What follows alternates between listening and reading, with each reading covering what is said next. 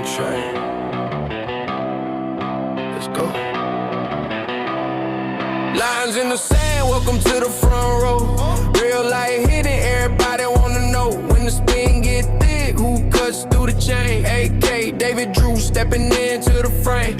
Late nights, boots in the dirt. From the grind to the house, to the stove, to the grease stained shirts.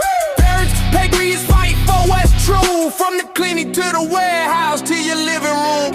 Headlines screaming, but we ain't scared. Faith in our bones, yeah, we can't prepare. Culture war is unchanged. Where the real ones meet the rage. Where the truth cuts through the noise. Every voice on the stage. Culture war is unchanged. From the heartland to your brain. If you're tired of the script, we're here to break the chain. Welcome to Culture Warriors Unchained. My name is AK Kamara, and we're going to be on a 2-hour tour. We're going to be talking about politics, news, culture, trying to be able to bring together the idea that you can talk about politics, be heavily involved in politics, be a casual observer of politics, and say, we want to make this country better. The only way that we can actually advance our ability to reach people that really don't care too much about politics is to be able to take over culture. So that's what the purpose of our show is. This is episode 15. My name is AK Kamara. I'm also the Republican National Committee man for the state of Minnesota. Over the course of the next 2 hours, we have a great guest with us by the name of Dermy Wormy. We also are joined by two of our great co-hosts, my two other great co-hosts, David Webster, Drew Outstanding. I'll kick it over to them in a minute, and also AM in the background producing, making all of this work together. Make sure that you guys hit the like button, hit the share button. We are streaming on YouTube, Facebook, and on Rumble. We want to try and get some love on Rumble, so search for Culture Warriors Unchained or at CW Unchained so we can start growing our following there. But without further more, Dermy Wormy, want to kick it over to you. Tell our listeners who you are and what you do. Well, my name is Dermy Wormy of the channel Dermy Wormy. Yeah, I mainly just talk pop culture, culture war, internet drama. I'm a weird guy on the internet, and I'm friends with Drew Outstanding in the field, and he asked me about an hour before the show came on if I wanted to be a guest, so. Love it, man. Love it, man. David, kick it over to you, brother. Who are you? Tell the people what you're even doing on this show, man. You know what? That's a great question, AK. And sometimes I don't actually know what I'm doing on this show. But David Webster at the Peruvian Gentleman on social medias. And I just want to say thanks to our guest for being flexible. We had a little bit of a last-minute shuffle, and this is awesome that we were able to get you to join us. And you can bring your take on some of the hot goss, as the young people say, of what's going on. But I guess my corner of this podcast is I'm the legal immigrant in the group. I'm a military veteran. That Drew and I have that in common, and I just look at things through a very logical lens. And I'm also a big nerd. I'm a big gamer. So you and I feel like we're going to get along great. I also do some cosplay at Comic Cons, and I go to the different cons that are here in Minnesota. And I just I like to talk about things that are important to Minnesota. And I think We've had many years of being told what to think and what we're allowed to say, and I'm in a place now where I'm ready to push back on that, and I'm able to work with these two awesome guys. I'm gonna kick it over to Drew. Yeah, Drew Outstanding, disabled veteran, now consultant, adaptive sports enthusiast, and all around talker of awesome things. So yeah, I'm excited, especially for the Rumble stuff. Yeah, let's get 100 subscribers on Rumble and really start to get that flowing. So yeah, I'm excited for tonight. This is gonna be a good show. So tonight's show, the way that our format works, first hour, we basically go through different round robin of stories that are happening that are relevant to both culture, news, politics, and then second half we kind of find out more about our guests, and it's a little bit more free flowing. If you guys have any comments, suggestions, please drop it in the chat. From time to time, we'll drop it in. We're a newer podcast, right? This is episode 15. So a couple of the stories that we're going to go over.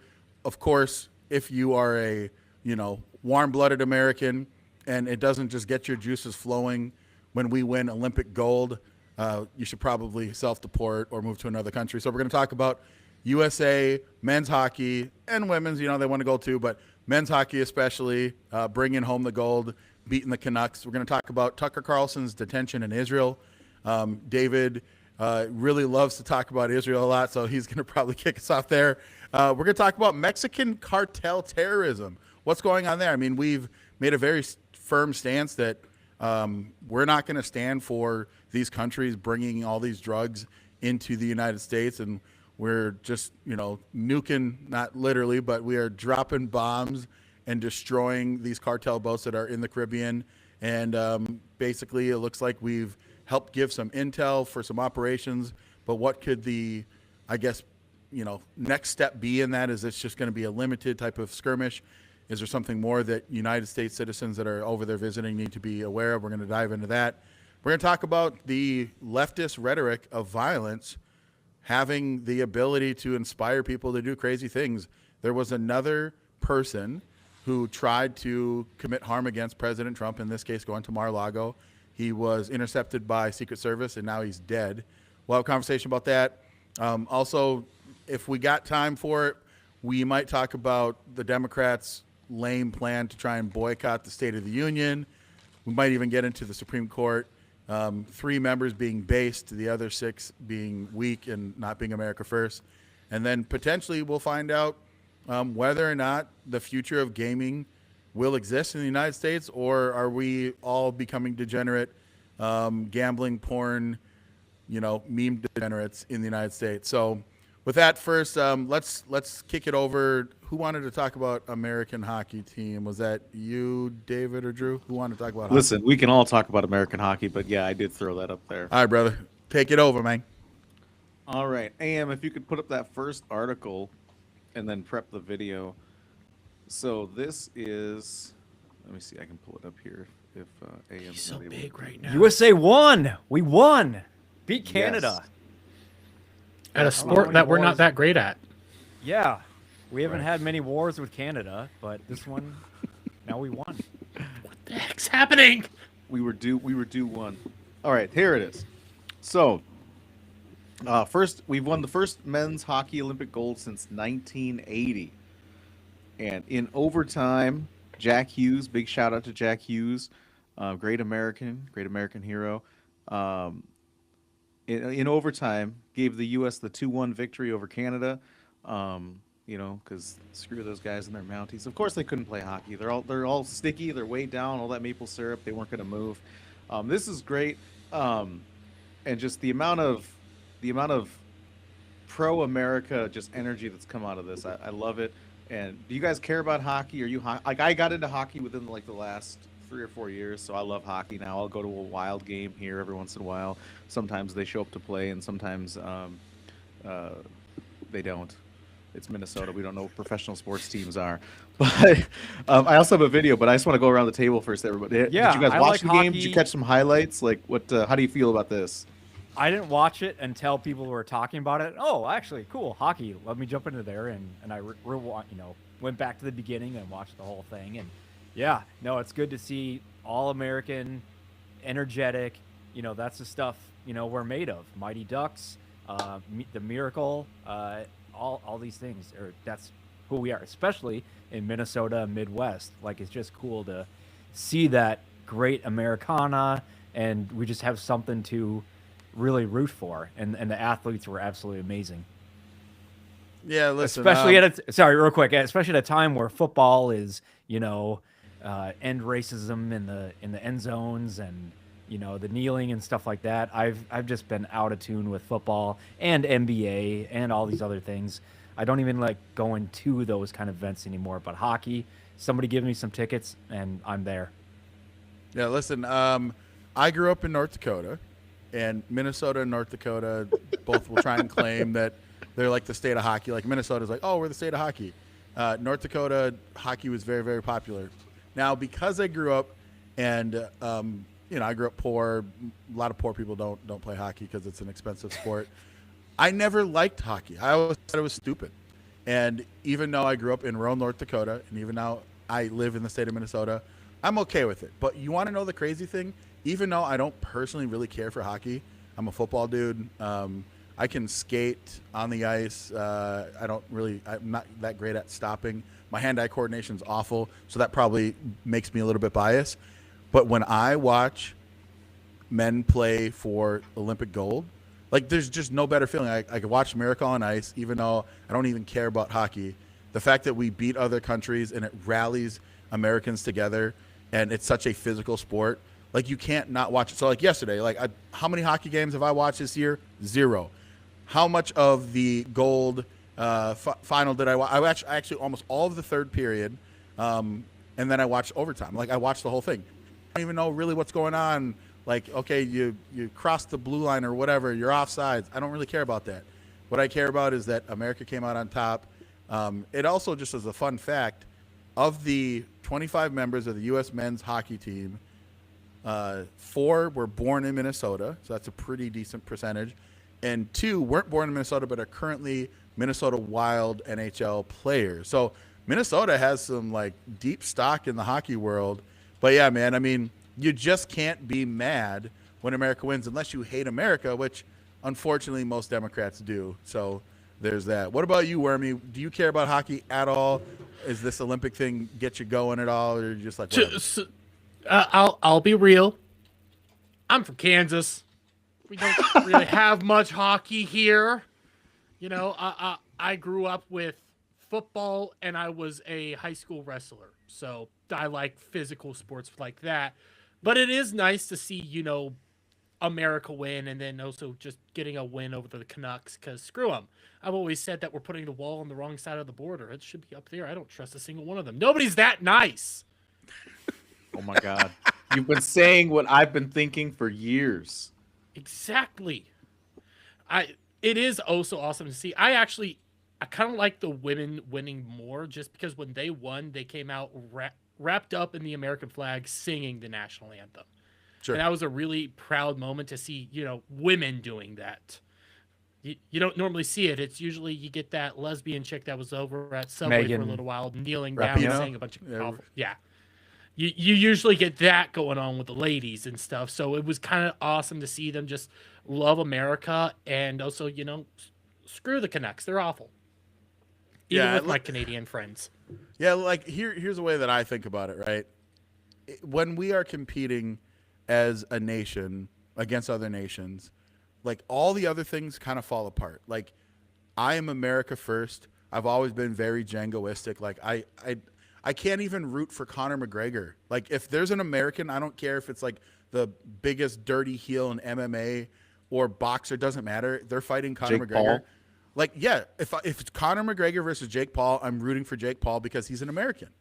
That's how Djangoistic I am. I'm not saying that I don't like Conor McGregor, but if it's my country versus your country, I'm rooting for America every single time. Even if you're a woke, garbage, nonsense person, I'm still like, I want to beat other countries when you are fighting under our banner, under our flag. So like that's what I genuinely feel, and it's like a competitiveness to it.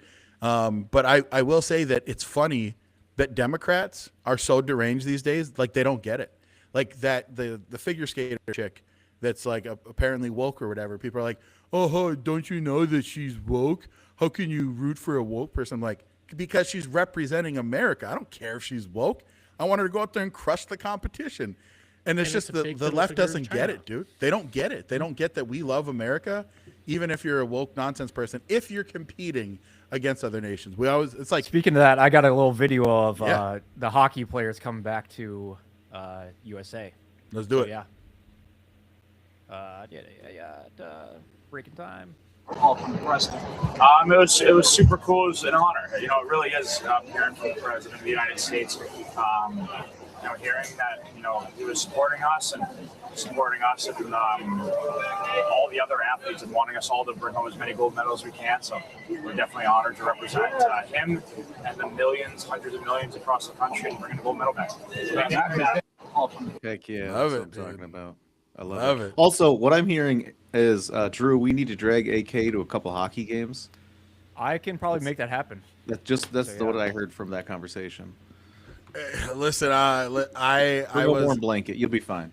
I was an agent with Country Financial for 7 years, and we had a suite all 7 of those years. I have been to 5 wild playoff hockey games. I've probably been to 15 regular season. I just don't ever pay attention, and I'm like trying to talk to clients or whatever. So it's not because I haven't seen it. It's just not my thing, man. It's like, I don't know. Again, I like when they fight. That's cool. Like, that's dope. Yeah, it's the you only know? sport that still has like some real degradation and violence in it. Yeah, like if But, you go after the center, right, and it like whatever, I think that's the correct term. Or like let's say back when, or like even right now, the Minnesota Wild have Kaprizov. If you go after him, he's a small guy, and you like try and fight him, then our defensemen will go and just like throw down and like start beating the crap out of each other. I don't know what all the rules are, and you can drop what the rules are in the chat. I don't really care. You can tell me all you want. If you disagree with me, you definitely should do that. But ultimately, I like the idea of like the physical presence, but the game itself is just not that entertaining to me. So I don't think there's any change for me in my old days. Look at this. Isn't this proud of being American right here? Oh, that right there. That's America, right? Grit. Yep. He's like, I don't care. My tooth is busted out. I'm bleeding, but this is America, man, and I fought for it. That's what I'm here for. Chat, let us know. Were you guys, did you watch the hockey game? Do you care about hockey? I have one more video related to this, AM, if you want to throw it up. It is in the locker room. They've scored the win. They get a call from the president. Kash Patel is apparently in there, and it turns into the most American rave ever. It's fantastic. Watch this. I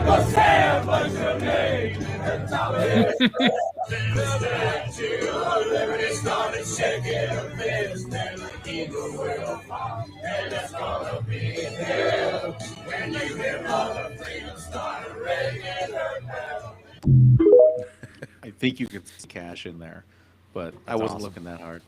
Yeah, there was another video where Kash was chugging a beer, and again, man, everyone's got to be a critic. If you're mad at the administration over their handling of Epstein, files, I get it.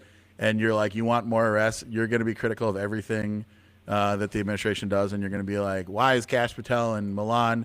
Turns out that Kash Patel is actually a huge hockey fan. I don't know. I think he might have played like D1, but he's actually like a player. He still to this day plays like semi-pro, like hardcore pickup more than like regular rec ball that you would go play at the YMCA. But he still plays, and I think he's pretty good, to be honest. Well, that's the thing. Yeah. You got to remember that politicians, they're not 24 hours a day, in the file, stuff like that. They're real people that have interest in sports and whatever in America. So yeah, let Kash Patel party with the players for a little bit, and then he'll get back to work and hopefully get some arrests going and stuff like that. My thing has always been like, real criticism is great. Like, let's do the real criticisms. Like, yeah, like we could talk about like, just for the sake of argument, I don't necessarily agree with him using, personal government vehicles for personal use to go see, his whatever instrument she plays. His girlfriend does music or something. I don't know if it's country music or orchestra music. I don't remember off the top of my head. But like, that's a legitimate. Like, hey, I have a critique here. But the man celebrating America with American Olympic teams. That's not a, that's a nonsense critique of what he's doing. Like, one, I get it. I'll hear you out. The other one, now you're just cherry picking for the sake of being upset about something, which is kind of what the left likes to do. Well, yeah, they're just a bunch of weaklings. Okay, it's awesome to praise America and just say USA, even if it's something stupid from time to time. Just yelling USA is awesome. Yeah, like it's like one of my favorite things to do is like, if there's, I don't know, anything that at all happens in a large public setting, when people see like an American flag, something patriotic, people just burst out in USA, USA. Like, that's it makes my heart just warm, man. I don't care where it's at or what the reason is. If people just start bust out into USA chants, like, you can't not be happy about that. Well, that's the thing. That's what we all have in common, or should have in common, within these borders, within the citizenship. Just like if I went over to Japan, I would respect what's going on over there, and if they're celebrating their country for whatever's going on, they're like, yeah, way to go. That's your thing. That's why. Yeah, I know. I'm loving all this patriotism. I hope it stands 100%. For a little bit. You would probably like what's going on in Japan right now, anyways. They're giving out money if you can lead to like illegal immigrants, and like, help get them out. Oh, They're giving out nice. money and stuff like that. I love now. how Japan's handling all this stuff, especially with it's the fun. the Islamic extremists. It's we need to we don't have to do everything Japan's doing, but we could take a chapter out of that book. Also, real Well, they quick could do a in the lot what chat, they're doing. yeah, agreed. Jacob wanted to throw in a comment here. He just wanted to let us know that Cash did play hockey, and it looks Yeah. like 13 years. 13 years. Yep. Yeah, that's what I'm saying. Like, I'm Appreciate pretty sure that, Jacob. I've seen videos of him on the ice, and like the dude can play. Like, he's not like a scrub. Like, he's actually really good when you watch him play. But yeah, like I said, it's just everyone's gonna be there. They're gonna hate on Cash for whatever reason, whether you're a lefty or you're on the right and you're just upset that FBI is not doing enough or whatever. I can understand the criticism and critique, but at the end of the day, like, it's part of the culture. That's like, again, if we can't win the culture, and where it's dumb as it sounds, like, make it cool to be part of the Republican or the Trump administration. If you can't do that, then you are always going to be battling all this woke nonsense, and it will come creeping back. But like, just think about that video that you had played, Drew, where that guy's like, thankful that President Trump called him. Like, that's dope. And he didn't feel that he had to hide away or, preface it and be like, well, I don't really support everything that the president does. Like, no one's asking about that. The president of the United States called you and congratulated you. Just move on with your day. And like, that's what it should be. But yeah, man, any final thoughts on Team USA, both men and women's, snatching the gold? Plus, I think I also read that this is the highest amount of gold medals we have won in the Winter Olympics, I think, ever. So And that's America awesome is on too. top. I'm more of a fan of the Winter Olympics. Just I don't know why. Maybe it's a Minnesota thing, or just just being in that kind of cold weather. I just relate more to the skiing, the You're not a bobsledding, or tropical whatever. being like AK and I. That's why. Yeah. Nope. Yeah. So yeah, I like the winter stuff a lot more. So yeah, I learned this recently because I didn't know that America usually doesn't do so well at the Winter Olympics because we don't have a whole lot of icy areas, but we always dominate at summer. So the fact that this is our first time in a long time doing that, yeah, it still tells you how awesome we are. The rest of the world just needs to realize it and get behind us. Yeah, Yeah, it's and this accept our kind of greatness. We Go ahead. started dominating at cold weather sports with ice here in Minnesota. Exactly. Just saying. Yeah, so what I was They're going to say named is that cold weather. the reason why we, this is such a historic win for hockey, and let's just be clear, all right, Russia was not competing, and Russia has a bunch of bosses. But Canada has a lot of players that come to the United States. Obviously, the Europeans have a bunch of players that come over to the United States and play for the NHL, and that's one of the critiques that we've had is that for like the past 30 years, the best players in the NHL that have won all these Stanley Cups are not American players. There's just not a lot.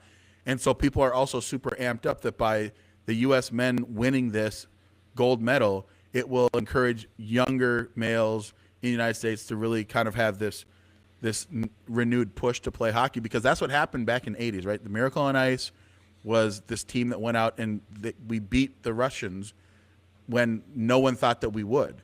So that's kind of to wrap up this topic. And Drew, if you got any closing final thoughts. Yeah, if you yeah, wanna just move on real to your next quick. thought. Yep. That's what we need right now. We need the hero's journey. We need, people that are starting off and not doing well, and then you work at it and you get more and more. Like I told you guys before, I'm working on this adaptive skiing, and people have told me, like, if you go at it and go after it, I could go for the Paralympics and compete, and I'm just gonna try to be better than myself. I'm not gonna, compare myself to others, but the more I can level up, the better. And that's the journey that I want to go on, because that's kind of what's in my path. And to tie it to just what's going on in pop culture, I've been getting into Night of the Seven Kingdoms, if I'm saying that right, for Game of Thrones type stuff. And I'm only on episode 1 right now. No spoilers, Drew. Yeah, I won't say anything, but it's basically I just the finished it. hero's journey. So it's starting off, you're struggling. At least I'm on the first 2 episodes, but it's just like, yeah, he's not doing well, but he keeps going and talking to more people and trying to get out there. So It's yeah, not that's so what we much the needed. hero's journey, but it is a good story. As the guy who's probably watched it all the way through and watched Yeah, the as final opposed to episode the last night, the other ones are it royalty and dragons yeah, and stuff like this. this is a very different type of show where you have a good guy in Westeros doing good things, and it's Game of Thrones world where everything's shit. So it's nice having an actual good guy just doing Yeah. good. So far, they're all just making fun of him, and I'm like, okay, It cool. gets really good. That's awesome. I'm looking forward to it. It's kind of like Luke Skywalker before Disney got a hold of him and made him a lame hermit living on a mountainside somewhere drinking weird milk. Yeah. He farted and died. Yes, that's accurate. All right, true.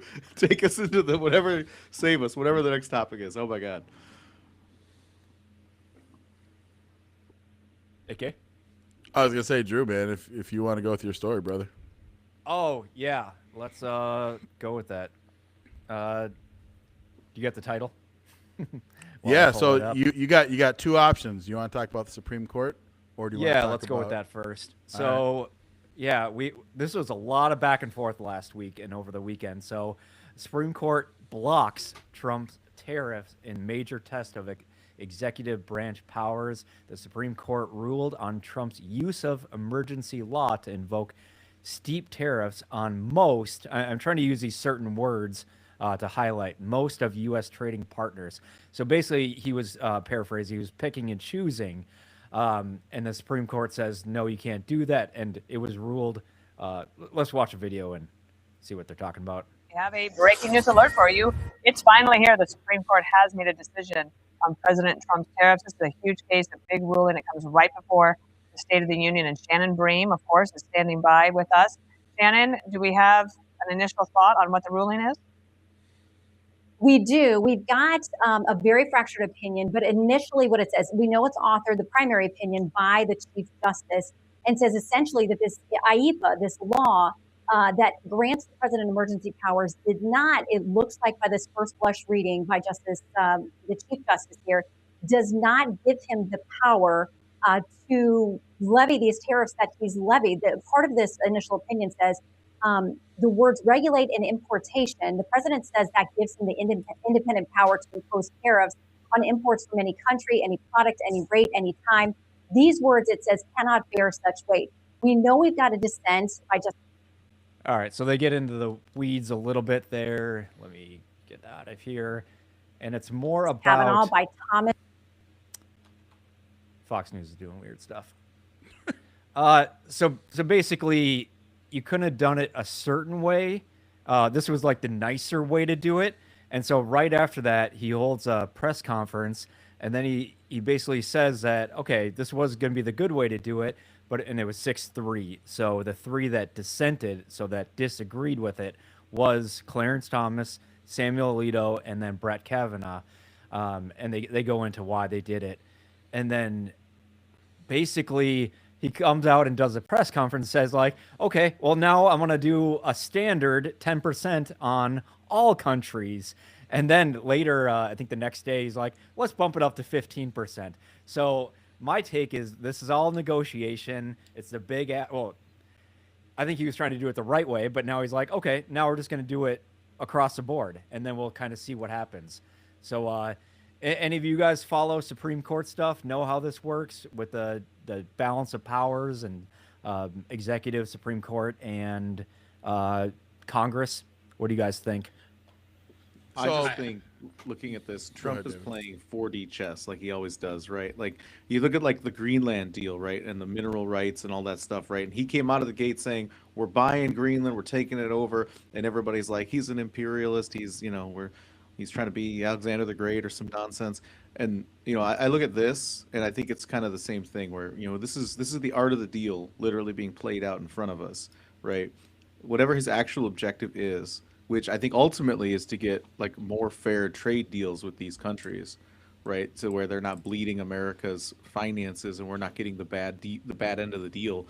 I think that's the play he's making here, and I think this is just kind of like part of those first steps. And I think that this is actually, the news is trying to paint this as a defeat, but I think it's actually a win because it gives him more broad strokes to do things like increase everybody's tariffs.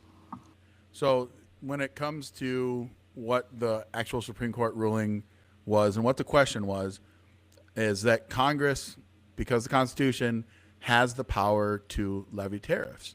And so what all of these people that hate Donald Trump, in conjunction with, we'll call them free market absolutists that have this notion or idea that we live in a fair world where if we just say free market capitalism exists, that somehow it does across the globe.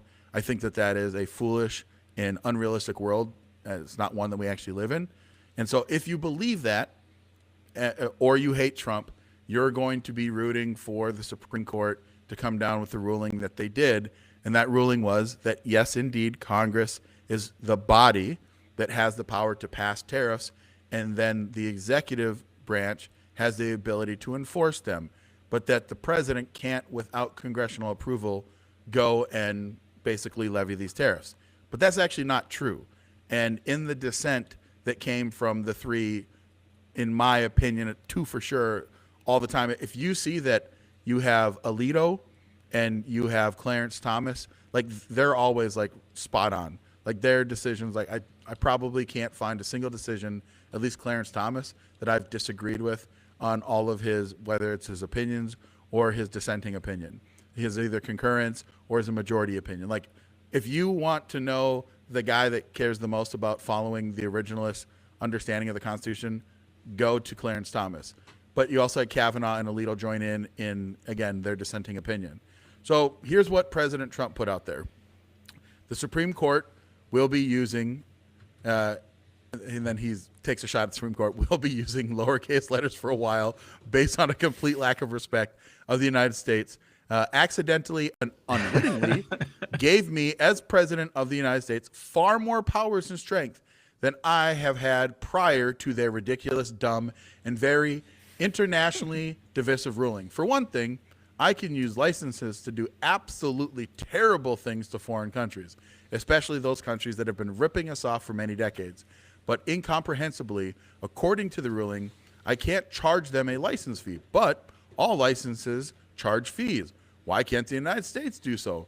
You do have a license to get a fee. The opinion doesn't explain that, but I know the answer. The court has also approved all other tariffs, of which there are many, and they can be used in a much more powerful and obnoxious way with legal certainty.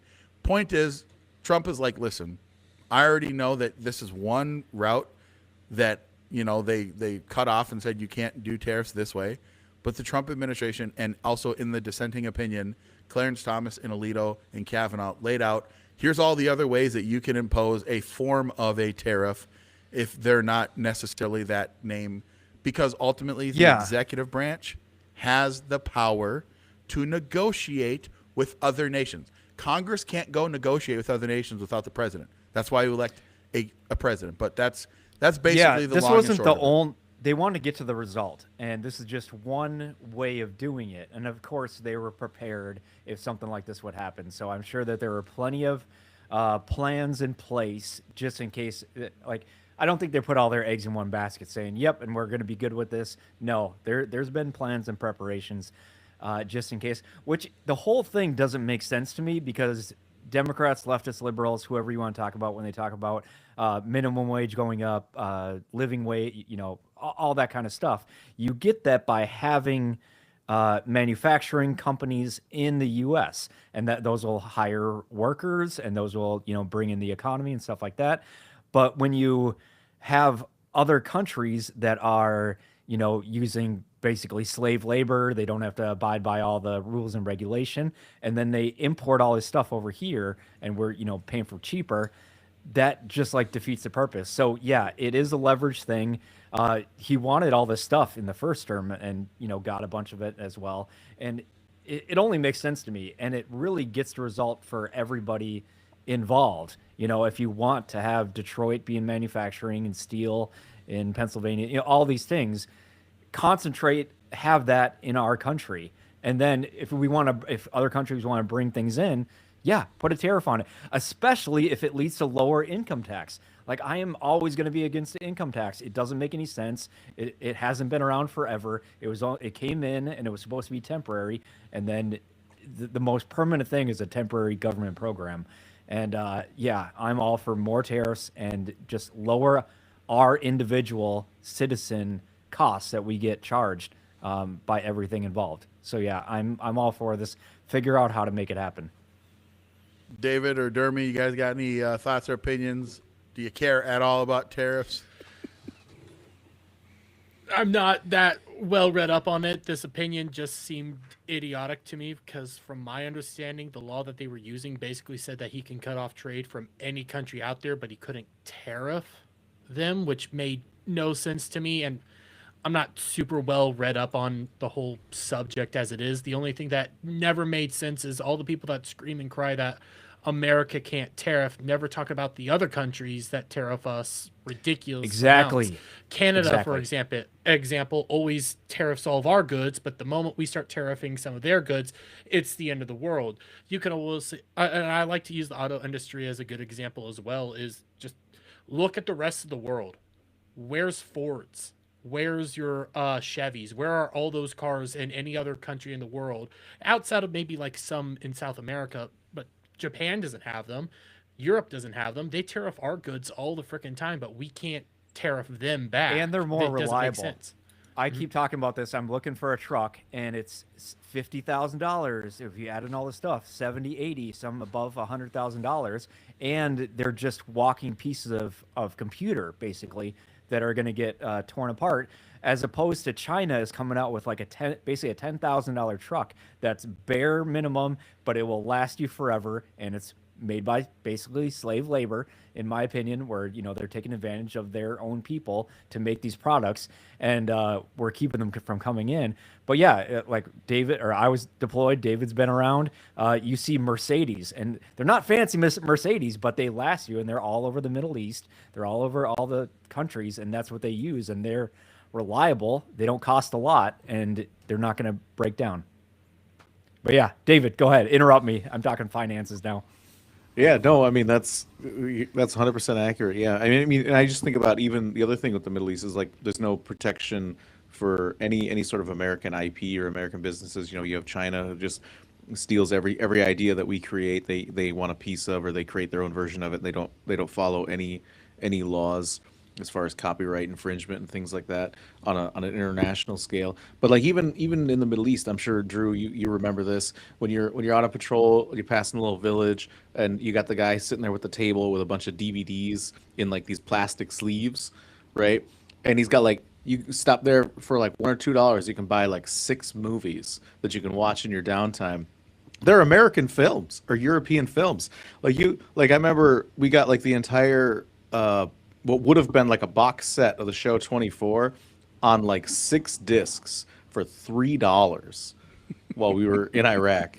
And I'm like, that's not fair. Like, I mean, yeah, I was quick story. Listen, broke private. I was there in 2005. Like, yeah. We somehow got a real copy, a real version of Revenge of the Sith, episode 3. And we were able to watch it in Iraq. And it's like, how do we even get this? But it's because people figured out how to do ways on pirate Black Pearl kind of stuff, and it's just like there's no penalty let for that happen in the Middle East. Yeah, but in the States you get that FBI warning. You used to get all these things like saying that hey, don't do piracy, you're gonna screw over the lighting guy and whatever like that. But really it's the corporations and stuff like that. But yeah. That's I actually have a funny story with that. The X-Men Wolverine Origins movie got ruined for me because we bought a pirated version of it overseas, but it was a version that like I don't know if they'd like hacked Fox and stole the copy, but it was like pre CGI rendering, so you just see those like scenes where just like a gray blob gets thrown across the screen, and that's like they're going to impose Wolverine's figure into that. And I was like, man, this movie sucks, the graphics are terrible. And then I got back to the States and I saw the real version. I was like, you know what, it's about the same. It's about the same thing. Not great. Hey, no, I will defend that first part of that movie, the whatever cold opening. Oh God, the opening, the wars, each of the wars. I'm like, give me that movie. Show me Wolverine and Sabretooth going in each war. Like, I don't. That was that pretty rest of dope. That crap movie, No, that part was dope. The thing did not get his due for that role because he was an excellent Sabretooth, and they should have used him more. Hey, I just watched Wolverine versus Deadpool or whatever it was. And they basically brought back like every iteration of Wolverine and all the old X-Men, and I don't know, maybe you know more about it, Dermy, but like, is it because of like, you know, whatever, Disney was able to buy all of the rights to the old movies or something? But they like did like a nod to like all of the different variations, because like my understanding is that the reason why the first X-Men, you know, we'll call it like the one that came out with 1999. Yeah, that one. That was owned by like Fox or something, and then It's whatever it was. complicated. I know It's it's so complicated. because Now we're of, dealing with the licensing law. It is licensing IP because law. Marvel got like all their movies and stuff got separated out between different companies. Like even Spider-Man's still technically owned by Sony, not Marvel proper, so they can't really do any of the movies without a Marvel character being in them, as far as I can remember. Quickly, what happened in the 90s was Marvel went bankrupt, and they Yes. sold off individual characters, and different studios bought them. Universal, Sony, all these things, they bought certain characters, the Hulk, stuff like that.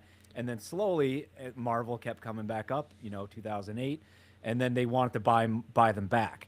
And part of the deal was, if the studios, Fox with Fantastic Four and stuff like that, if they didn't make a movie or have it like in production or whatever the case is, then it was like a use or lose. Then it reverts back to Marvel. So they would make just shitty movies just to get it out there. And then slowly Marvel got bigger and then bought them back. Sony's been holding on to Spider-Man because they do it well. But what I think is so interesting though is that between with the video games too. Well, in that movie, whatever, is it just Deadpool versus Wolverine, or Wolverine x Deadpool? It's that one. It's Deadpool and Wolverine, so it's not the Wolverine you had throughout the other movies. It's a different variation of Wolverine, but you still love him because it's Hugh Jackman, and it's a fun movie. They mainly made it for member-berry purposes. Yes. Similar to like the Spider-Man movie No Way Home, where you have like Tobey Maguire and everybody come back. It was for that. It's not the greatest movie out there, but it's so fun to watch, and just see Hugh Jackman and Ryan Reynolds interact that way is nice. Plus, you do get a true hero's journey where you have a washed-up hero actually kind of saving the day and being a true hero at the end of it. So that's they tried. They made the attempt. no, I I don't like the plot. It didn't make sense. They try to intermingle it back with the TCA, and then you just ignore the fat chick. Okay, just I know. ignore her, because then that becomes That's an the key to enjoying entirely. any modern movie is ignore the fat chick. When you look at the even as a TVA, you Deadpool- don't know what the rules are, so you just ignore that. Just ride the movie. Well, and have fun. they failed at that. Like, yeah, I know. 'Cause the But rules here's the don't thing work. that I like. Honestly, if we're talking about the history of Marvel, Yeah. like you were talking about, like it went bankrupt. The movie that saved Marvel Studios and actually saved superhero movies was the first Blade movie, Wesley Snipes, because Yeah, they my had just favorite done movie of all Batman and was it Batman and Robin, the one with all the camp, the one with Batman with, and Robin was the last. yeah, with Mr. Freeze in it and everybody, and at Lisa that point, all the Silverstone. movie it bombed. All the movie studios were like, no superhero movies. And then, I think was it New Line Cinema at the time? I believe it was New Line Cinema did the first Blade movie. And then everybody was like, okay, now, and that's how we got the Tobey Maguire Spider-Man films. That's how we got the Hugh Jackman, the Wolverine, the X-Men movies that we got, all of that. And I love comic book history and all See, that but stuff. that's the thing. That's the thing about that movie, though, is when I watched it, it was a member berry, because I'm like, oh yeah, that garbage movie Elektra. And then again, I thought Wesley Snipes being Blade in there, it was just again one of those things that was just, it was all these little things that was so nostalgic of my, like when I was a teenager going into young adulthood. I'm like, yeah, that was cool. But all of this comes from, like you said, the opening scene of the Wolverine, when like him and Sabretooth with Lieb Schreiber are going through like the different generations. So they brought back, didn't they bring him back? Did they? That wasn't Lee No, they Schreiber. brought That was back- No, that they was brought back the other wrestler Sabretooth guy. from. Oh, Yeah. it was the like Tyler- original one, right? I don't remember. Yeah, Yeah, the from one the- that had like 2 lines in the whole movie, the first Yes. X-Men movie. With the black And then eyes. I roar. thought that was the worst Sabretooth. Yeah, and one of them was a roar. Yeah, he had 2 lines. One was a roar, and the other one was "You owe me a scream," and that's it. There were man. problems with that original X-Men movie. It but was- I it was was glad weird. it was made. I'm like, okay, cool. I'm glad to see that's out there. But I was more X2, X United was a lot better. But anyway, Yeah, we're getting a no, little yeah. off topic. We could talk Here's a about hot this take. for 4 hours. Here's my last. What's your hot take, David? I would have traded Elektra for Thomas Jane's Punisher. Bring him back. If you're gonna do Yeah. callbacks to like great movies, That's a that great movie movie. was so underrated with like So because he good. does the spy part of the Punisher a lot better. Like you see him setting up like all the stuff that he sets up to bring down the mob boss that killed his family. Thomas Jane's the Punisher. Should have had him in the Void. That would have been great. They Well, wanted to this get makes sense why tariffs can connect. Go yeah. ahead, Dermy. they wanted to get who played Nicolas Cage to reprise his role as Ghost Rider, but it didn't work out. Yeah, that would have been a good one too. Yeah. But yeah, to There's a wrap lot up of ways the, they could have made it happen, but yeah, Yeah. tariffs Throw do in work who with did you intellectual want? property. Who would you have wanted in the Deadpool Wolverine multiverse event? What superheroes would you multiverse guys have wanted? crossover. But yeah, so to wrap no up idea. back onto the tariffs, ultimately, the question is, do you believe that the president should be able to dictate trade with other nations? And yes, of course, Congress has the ability to, the sole ability to raise taxes, and tariffs are a form of a tax. But do you believe that the president should be able to have this negotiating tool? And I clearly say yes. And I think that it has been clearly working. And to be able to try and cut that away from the president, I think is meant to truly keep this global power in place of having this globalist worldview. I think that's really what the Supreme Court, the vote came down to, is that unfortunately of the 6 conservative or originalists on the Supreme Court, 3 of them are folks that want to keep the idea of America being at a disadvantage. And 3 were like, based off of, again, the originalist interpretation of the Constitution, the president has this power. So going forward, the president is not going to stop with his ability to use negotiation tools to be able to make better deals for America. And I think that there's nothing that the Supreme Court can actually do unless they want to throw away the executive power of being able to negotiate with other. It takes away one countries, man. area, but like you said, and like Trump said, it opens the door for a lot of other things. It just isn't, if it isn't tied to like a certain narrow thing like money or whatever that is, but the president can do foreign aid in different kind of ways. So it's just like, all right, well, that doesn't work. We're going to go about it in this other way that might even be worse, especially if, you're putting 10 or 15% on all countries. But over the course of the last whatever year and then the first term, it does have a positive impact because, it basically, and going back to what Democrats say, like get people to pay their fair share, we are getting other countries to pay their fair share, not only with tariffs, but also when it comes to all the stupid organizations, the WHO and UN and all these other things that the U.S. ends up paying more money into all these Paris Climate Accords, all this stuff. We're footing the bill for all this. So I like the fact that more countries are paying their fair share. Absolutely. So without any final thoughts on tariffs, I want to move on to something that's in line with, what are other nations doing? And that is this most recent yesterday breaking news that's still ongoing today that in Mexico, following the raid and then firefight that ensued with the raid to catch Mexico's most wanted cartel boss, Nemesio El Mencho Asguera Cervantes, which led to him dying. He's the head of the Jalisco New Generation Cartel. That has led to all of these terrorist attacks all throughout Mexico. And there are United States citizens in parts of Mexico that are being urged to shelter in place as they're trying to figure out what's going on. Now, AM, if you could, for some reason, I cannot share. I've lost my ability to share my screen. But the big thing is they're stopping they're stopping all flights to and from a lot of areas of Mexico. So Americans are being stranded right now, like in another country, and that will not turn into good things, whether it's Mexico or Iran or China, whatever the case is. Like that is something you don't mess with. You don't leave Americans in another country and not allow them to come back. That was a thing during COVID, and it doesn't turn to good things. It was also a thing during the Afghanistan withdrawal, which also did not turn out to be a good thing. It's also very dangerous for other countries to ever, basically Ransom, hostage, prisoner of war stuff. Yeah, it's also dangerous for the other countries, though, especially if you have a strong leader in charge of America, because they don't take kindly to that shit.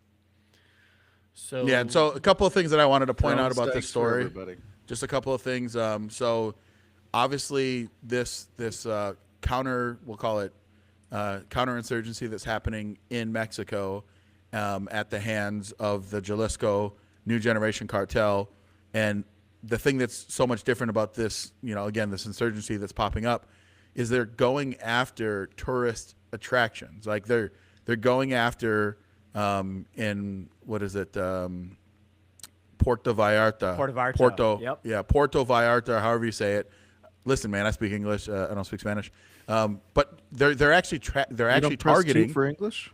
Yeah, press 2, man. But they're going after vacation targets that they typically don't. So, like one of the things that's that the thing people they have typically said, don't. They typically don't. They if I typically may, will not because- go after. Yeah, go ahead. Yeah, I used to go to all these places. Puerto Vallarta was a place that I've been to, and it's very nice. Like you go to these resorts, and you can stay on the resort and do everything you want there, or you can go out and go to the local areas, and that's where you get the authentic, real Mexican food and all these things, and that real kind of, Coronas for 5 cents or whatever. Like that's where, and they encourage that. And the idea is the cartels will not let local gangs or whatever it is mess with tourists. This was a thing I think years ago people were getting messed up with, and the cartels are like, no, you don't. They're bringing in money. Let's keep them safe. No, gang warfare. Like that's the idea. But now I think with the border being shut, supposedly, I think you're keeping more bad people in one area. And I think it's leading to some crazy kind of stuff. Yeah, I think. Go ahead, Jeremy. What I would say, what I think is actually going on is because unless you're living under a rock, you know that the cartels basically run the Mexican government. Everybody's down there is bought and paid for. They tell you, leave us the fuck alone. We won't deal with these particular areas, the touristy areas, because that's how Mexico gets a lot of its money, which then goes back into the hands of the cartels. Right now, they just lost one of their big guys, so what they're saying is, fuck it, we're just going to start, causing havoc and hurting your economy because, well, you screwed up our economy. So I think that's what's really going on here. It's not really targeting Americans, but at the same time, because Americans are being involved, Trump is continuing to say, hey, let's amp this shit up because get this shit under control or else we're going to come in and, you know what, I'm on board. Screw them. You've had your chance. You guys have been failing at this for as long as I've been alive, and that's only 28 years, almost 29 years. Yeah, I think it's about time we have some big dogs come in and actually lay down the law and get this shit under control and make Mexico great again. Yeah, so what's interesting about this, and again, alluding to it, typically the cartel stays out of the commerce business for Americans because they know that two things will happen. If they target Americans, they could poke the bear to the point that the United States starts sending in special forces and they will obliterate these cartels. So they're going to have a high level of loss. Secondly, they don't want to mess up their economy. Like they want to use the cartels typically want to be able to use their corruption, their power, their death threats to control the local Mexican government. But because the Trump administration has listed all of these cartels as not domestic, but international or foreign terrorist organizations, FTOs, and then they have then been able to say, like, if we see one of your drug boats on the ocean, we will literally light it up because we consider that you are terrorizing and bringing poison into our country. It has changed the dynamic. So what's interesting is that the story that CNN is reporting on is kind of this back and forth. The president, Claudia Sheinbaum, is like a dyed-in-the-wool communist. She keeps on saying that that America hasn't helped with any intel, but there's been leaks that said that, like, literally that raid to go and grab El Mencho was because of U.S. intelligence, and so that this is a way for the cartel, which some people are saying, is like, we are going to make it nasty and hard for Americans to want to stay here, and we will cripple the Mexican economy to the point that it will invoke a civil war where people will say, okay, we need to empower the cartel on paper to be able to keep our economy going, or do we side with the current government, who then will have to get support from the United States. So it's going to be interesting to see what happens. I don't know what the future is going to hold, but this could potentially be a civil war in Mexico between do the people support basically the cartels, basically saying screw America and we're going to continue to do our thing, or do the people support, the official government and then take support from America to wipe these cartels out once and for all? And I personally think, like, you can't let criminal organizations run your country.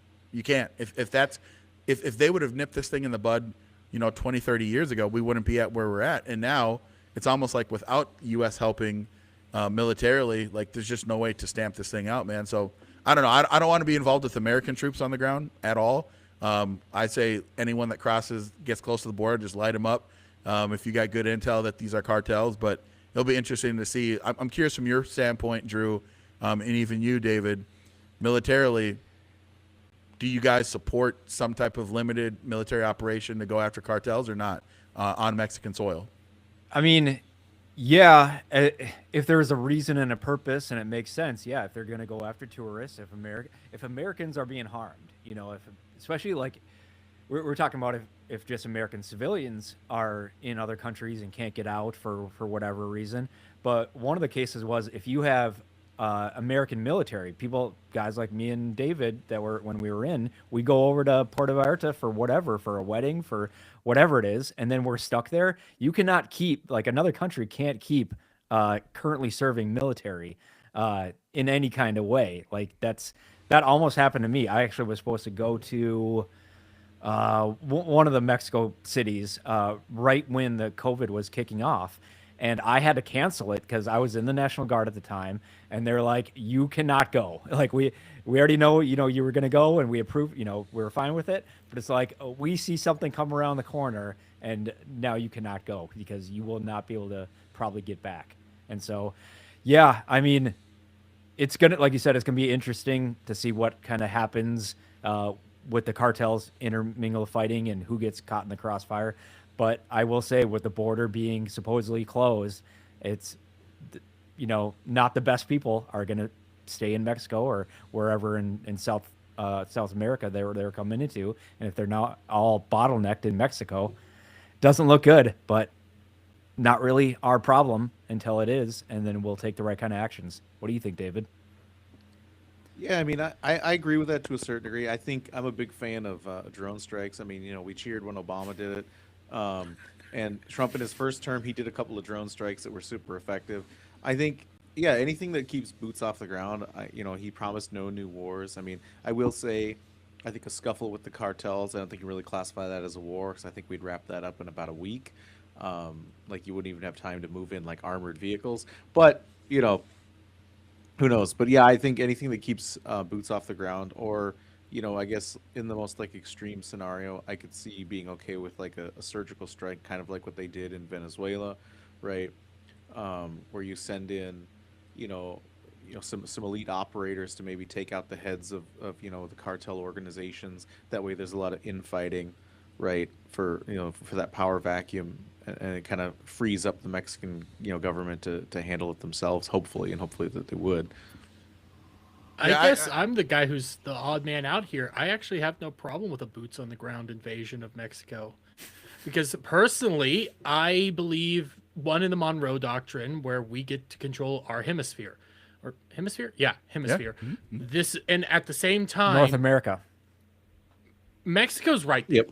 It is on our southern border. This isn't us going off to some desert land overseas, sending our sons and daughter to die out there. This is an enemy on our doorstep. This is something that we actually have to take action on. And it's very different. I know there is a lot of logistical nightmares and some potential real nightmares, knowing that there's tanks maybe a couple hundred miles away from, like, Dallas or something, shooting at a bunch of people. There's I could get that, but at the same time, when you have them right there, you have to actually nut up and take action when the action is necessary. So I have no real problem with the idea of boots on the That's a ground. good point. I'd rather have our soldiers in, our North America. It is North America, Canada, U.S., and Mexico. like then be in Iran. Please don't have another 20-year war in Iran or Saudi, or, or wherever, all these places, China, Taiwan, all this. No, if there's something going on, to the south of us, and especially like we haven't talked about, like, I heard there was something about the stopping of fentanyl, like fentanyl death and all these different drugs are Dropped going like down. 30%, man. 30%. Yeah. Fewer fentanyl deaths when we shut down So the imagine border. all the addictions and everything that we've seen in the past, whatever, 10 plus years of all that. Like all those movies, was it America something with Tom Cruise, Blow with Johnny Depp, all these things. Like it seems like we're moving in a good direction. It's probably going to be tough. The Ozarks on Netflix. It's all that stuff. Yeah. Well, no, think Breaking about that. Bad. Yeah. Breaking Bad, Sicario. Bad. Oh my God, yeah, you're right. You're not kidding. Yeah. That's all entertainment based on real Narcos? life things. Yeah, so here's the way that I look at it, right? So my position is, I believe if you provide intel and you even provide potential training and logistical support, maybe even air support, in conjunction with Mexico, that's like the best of everything, right? So we use our military strategy. We basically say to Mexico, hey, we'll cut a deal where you actually pay for using our weaponry, whether it's training, whatever it might be, through their official channels, and then they go and they take care of their cartel problem. I personally don't think that it's smart for us to just kind of unilaterally go into Mexico, which I don't think we actually would do. But when we're in international waters, that's what we've been doing. So like we've been making it so difficult for the cartels to continue to operate that we're kind of forcing Mexico to have to make a decision. Are they going to come to us and say, all right, we got these guys on the ropes. They're going to start to turn into us and become more violent. So we are going to take basically your advice that we need to start wiping out these cartels, which is the smart thing to do. Or they're going to be stuck where they're going to have a civil war. And if that's going to be the case, then we will further encroach on our border and say, if you can't handle your stuff on your side, we will have limited excursions into Mexican soil to protect ourselves because there's nothing you can do to stop it. So at the end of it, I just don't want to be like full out, we're sending, Delta teams and strike forces into the heart of, Mexico City or something. I don't think we necessarily need to go to that point, but I do think that we are putting an inordinate amount of pressure on the Mexican government to actually finally get everything together and go after these corrupt cartels. And if they won't, they're going to have a civil war. And I think that's kind of what our strategy is. And if they have a civil war, we feel pretty confident that on our side, if they want to try and come across, we will light them up. So good luck. So I think that's got a what we're quick doing. clip that man. from underrated, in my opinion, movie Swordfish. So that relates to like what's going on here. It's like Speaking of 23 Hugh seconds. Jackman and Halle Berry. Yeah, Hugh Jackman and what's her name? Everything's Halle Berry. full circle. Everything's full Yeah, circle. it all connects. It all rhymes. It's the Matrix. Takes them. Someone must bring their war to them.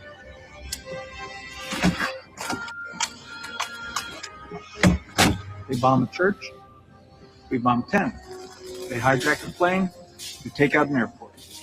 They execute American tourists, we tactically nuke an entire city. Our job is to make terrorism so horrific that it becomes unthinkable to attack Americans. There you go. Absolutely. Yeah, and see, that's isn't that the thing though? Like, that's what the conventional wisdom has been, but that also operates under this premise that we kind of just allow the cartels to do what they do and look the other way unless they kind of overstep the bounds, which I think has been the stupid position. Our position should have been this entire time to do everything in our power to stop cartels from having power in our hemisphere. Like, that should have been our position from the beginning. And listen, man, when you talk about Operation Fast and Furious, the Obama administration and DOJ allowing literal money from the cartel to buy American weapons to track them, and then we lost them. Like, we were giving military grade weaponry to cartel in Chicago, which then were going out on the street and Americans were dying because like we had this idea that somehow we could track it back and then we could shut down their operation. That is the dumbest thing ever. But yeah, man, I mean, I want to wrap up this point and move on to a next story here. But yeah, I would say Yeah, David, I know that this is going to be a little bit of a hard break, but we're still talking about America and our relationships with other countries. Tucker Carlson had an interesting experience when he went to Israel. Why don't you tell us more about it, brother? You want to get to Yeah, the chat absolutely. We can before, jump into David? that, but real quick, Jump we to the got chat. chat from Daniel. I got it here. It says he wanted to weigh in on the last topic we had there. He says, I don't think Mexico could do it on their own. The cartel is too integrated into their government, and I think it would take a bilateral move to stop it, which I know at least one side of the aisle that would never get on board with that because they want all those people back here. That's fair. That's fair. All right, but AM, if you could throw up the article from Ground News, I recommend that to people if you want to see the lean, the bias, what we're being told. I like the down the center because it gives us kind of what both sides are saying and it kind of condenses it. But basically, let's see here. So President Trump urged Tucker Carlson to let's take this down as Carlson arrived in Israel to interview U.S. Ambassador Mike Huckabee in a White House effort to prevent GOP infighting. And amid a growing conversation rift, Trump sought to prevent the fracture over Israel with Carlson.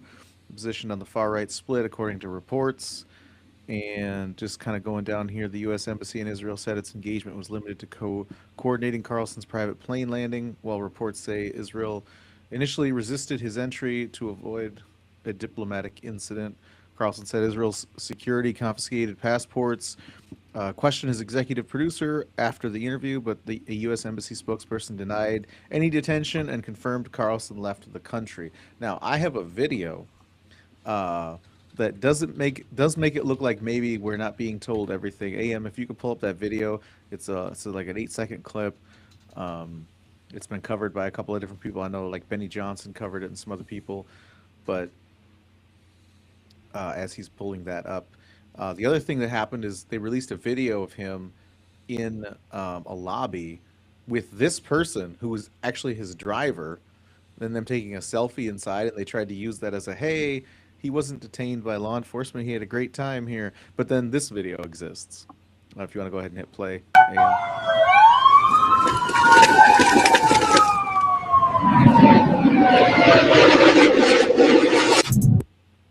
Now, What? Is that AI? that's the footage Benny had. There's been questions of that, and people have asked about that. Like, why did it point up at the plane, dude? Well, I mean, I guess my assumption would be if he's being arrested in a country that doesn't have freedom of the press like we do, that they probably pointed guns at whoever was holding the camera or the phone and said, put that down. And there was a plane taking off right at that certain time. But Yeah. I don't know. I agree. Listen, that's the claim Israel's making is that's not real footage. But the footage they released isn't any better. So all of it just it seems like both sides aren't telling us aren't there's telling a lot us what's of actually infighting going on, and Yeah. there's way more articles and news things that I'd rather pay attention to than the Israel stuff right now. Tucker Carlson is getting a lot of like back and forth. There's Tucker Carlson, Fuentes, and all this stuff. Now Mike Huckabee is like in the middle of this. Tucker, I don't know. He just wants to do a lot of different stuff. He went to Russia a couple years ago and did this, and I don't know. I don't know. I haven't dove into this stuff yet, but So the thing that I find most fascinating, and for anyone that's watching, I'm giving David a little bit of a tough time. So my position has been that I think that Israel, they're their own nation. I think that they are a strategic partner of us in the Middle East. I have not been paid by AIPAC, but I actually went to Israel with AIPAC in 2010, and they identified me and about 50 other college student leaders as future leaders. And I'm always very, very open about how it all went down. From that group of people that went to Israel, I'd probably say like 20 of the Democrats are like clearly anti-Israel these days because we kind of stay in contact with each other. But ultimately, when I went to Israel, my little story is that I was held by the IDF, even though I was there with AIPAC for almost 3 hours. And at the end of my interaction, I was like, dang, I feel really safe in this country, because they were making me think maybe my grandpa was a terrorist. My grandpa on my dad's side. Did you get a prison tattoo? It sounds like you did some time. Bro, like, it was crazy. So like they do like multiple layers of interrogation. So first, like, they asked me, like, why are you here? I'm like, I'm with AIPAC. And they're like, well, what's AIPAC? So I'm telling them, they're like, why do you like Israel? I'm like, I don't really know if I like Israel, but I grew up doing this. And then they're like, what's your religion? And I'm like, I'm Christian. They're like, well, you have an Arab name. What's that about? Was your father Muslim? And then they leave. And then I'm sitting there, and there's like all these other like Arab and Middle Eastern people, right? And then they come back, and then they're like, tell me more about your father. Tell me more about your grandpa. And then what's your favorite Bible passage? Like, tell me why you're a Christian. And then they leave. And then I'm sitting out there for another hour, and then they come back, and they're like, what do you know about your grandpa and his visit to this? And I'm like, I literally don't know. I never met my grandpa. He died like when I was like 5 years old. AK, you should have lawyered up. Just Dude, be quiet. But at the end of it, though, outside, dude, at the end of it, I was like, I literally was questioning whether or not like my grandpa was a terrorist, and like if I was ever gonna typical techniques. That's interrogation. It sounds to me techniques. like you went through a standard Lutheran confirmation thing where you stand in front of the pastor and some elders and they just grill you about the Bible. I mean, that's kind of like what it sounds. It sounds to me like you just became a Lutheran while you were over there. But dude, I will say though, at the end of it, and this is the crazy part, I was like, man, if I had bad intentions, they would have figured it out. Like, and so I was like, anyone that's going through these official checkpoints, like, you ain't getting in to cause any harm to Israel. So I felt super safe. But then here's the other thing. When we were there, that was basically during the flotilla. So this is like circa 2010. And then like a week after we left, there was a bunch of attacks, rocket attacks that were coming across the border. But my point of all of this is that with Tucker being detained or set aside, I think it's a fair point to be like, Tucker is not untouchable. There are questions as to whether or not Tucker really, has intel connections or asset connections with the Yemens or with the Qataris or whatever. And so I just think that maybe Tucker was feeling a little bit bigger than he should, and just to realize like he doesn't have any diplomatic immunity. He's not a official State Department, person. And I think that he was really pushing the envelope, and I guess now he'll realize that like, maybe he needs to, I don't know, just be more mindful of what his actual position is. I don't think he should stop saying what he believes. I think as an American, he is afforded all the rights and benefits. But if you leave America's soil, like, you might be detained for a while, man. I mean, and that's really the end of the day. For something that you've said, yeah, absolutely. So that's my position. But like, you tell me, Drew. Yeah. You want to move on to a different topic, but if you have anything, yeah. No, my last deployment was we went to Kuwait, and then the majority of us were there, and then a lot of us would go to other countries. So I went to Jordan, I went to UAE, and then we travel in regular clothes, pretty much like khakis and a polo, pretty much. They said we look like lesbians, basically, either security or lesbians. So we're going through the airport. That's so much better than wearing 200 pounds of gear in 148 degrees. It was awesome. I would have rather looked like a lesbian. I cannot confirm nor deny I flew on business class and got like really good food and watched Marvel movies going from... Anyway, but yeah, so we go in these things, and the security is so different from America. You're pretty like your carry-on bags. Every time you pass through like a certain area, you send your carry-on bags through security, like a big vacuum type thing, and then you just pick them up, drop them off in the front, pick them out at the end. It just kept going on with that, and they told us, they're like, just keep walking, get through whatever you need to, don't cause any harm. If people are questioning you, just kind of be very, very precise, and just kind of if you have any trouble, don't freak out, just ask for one of us, and just stay together, and then just get the hell out of the airport and get to where we need to go. And so, yeah, you don't want to be caught in another country for whatever reason. So, but no, the world is a tough place, and you just got to know how to navigate wherever you're in. Yeah. And I just, my final piece is, ultimately, I'm not saying that Israel is the world's greatest nation. That's America. Let's be very, very clear. But I also do think that, there are things that Tucker says that I agree with. There are things that he says that I disagree with. And I think it's okay to be critical of any nation, even Israel, to the best of your abilities of saying, well, what's America's ultimate position? And it should be to be able to help Americans. Like that's at the end of the day what matters more than anything else. If you put any other country's people ahead of an American, I'm against that, and that's what I've always stood for. But I don't think that means that you can only be helpful to Americans. I just think that you never should sacrifice an American for another country. So that's my position. But I know that when it comes to our guests in our second hour, we kind of ran over on the first part, but I want to get to know you a little bit more. I want our viewers and our listeners to be able to understand who you are and what you're about. But kind of tell us your story, Dermy, man. How did you get into this world of streaming? How did you get into the world of, you got a bunch of sweet figures, I don't know, action figures in the background. But, yeah, tell us a little bit about yourself, man. How I got into the world of streaming, Jesus Christ. You've logged some hours. You've got some hours, Dermy.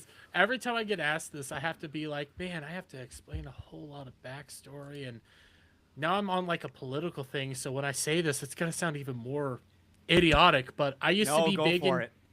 I used to be a huge fan of geek culture. Well, I am a fan of geek culture. There was a company back in the day called Rooster Teeth that is now gone.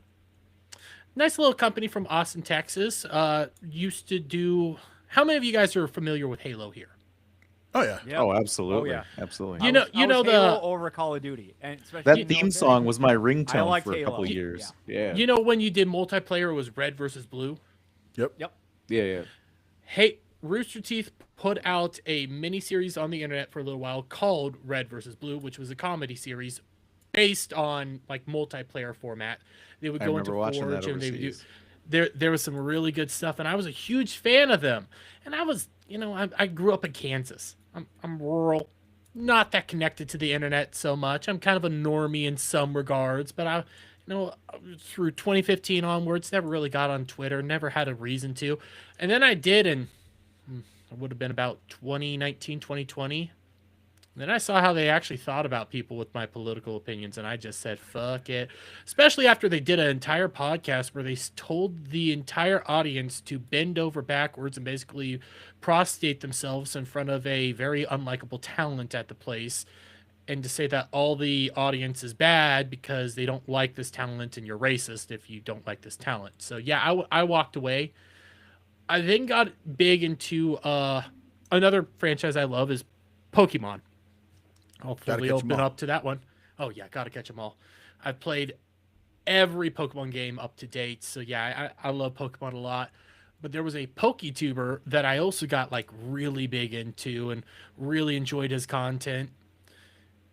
And then 2020 came around, and he just started relentlessly attacking everybody. I was in his Discord, and I got banned because I was pointing out, there's something going on with the elections. Something weird, because the night prior, he opened up a specific political channel. Now, this guy's from Britain. Don't know why he cares about politics in America, but okay. And I just start pointing out, there's some issues going on. There's some issues going on, and I start linking some, like, things. It's like, I'm not taking a stance. I'm just like, there's something weird's happening. Maybe don't run around saying you won just yet. Just take it into account. I'm not even taking a stance. I get banned, and then the guy personally DMs me saying that I'm a racist Yahtzee that needs to get kicked out of everything and should be ashamed of the way I voted. Dang. And yeah, so I fell out of all my favorite hobbies for a little bit until I needed it back because a geek. I need my geek culture. So I go onto YouTube and I type in gaming geek, and I found Geeks and Gamers through that. I'm not even lying. That's how I got to it. And I started just watching their content, watching everything that went out there, Gary from Nerdrotic, all their stuff. And I started saying to myself, they're kind of retarded. I'm kind of retarded. I could do this. So that's kind of what I ended up doing, especially after I went to a convention in Dallas and got to like meet them in person for the first time and talk to them. And I was like, yeah, I could do this. I could do this. So I started for a month making videos off my phone that were garbage, but they're still up on my channel for the most part. And then from there, I got a computer, built out my little neck of the woods, and now I stream almost regularly Monday through Saturday.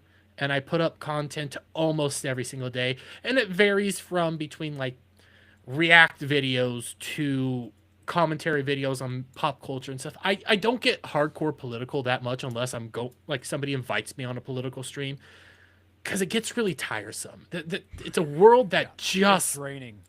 it's draining, it's tiresome. And as much as I love my Trumpy Trout up there, every so often you just go like, shut the hell up, let me play my video games. I love it, So- dude. I got a couple of questions for you, Jeremy. So, so I'm a political animal. Like politics 24/7 is my thing.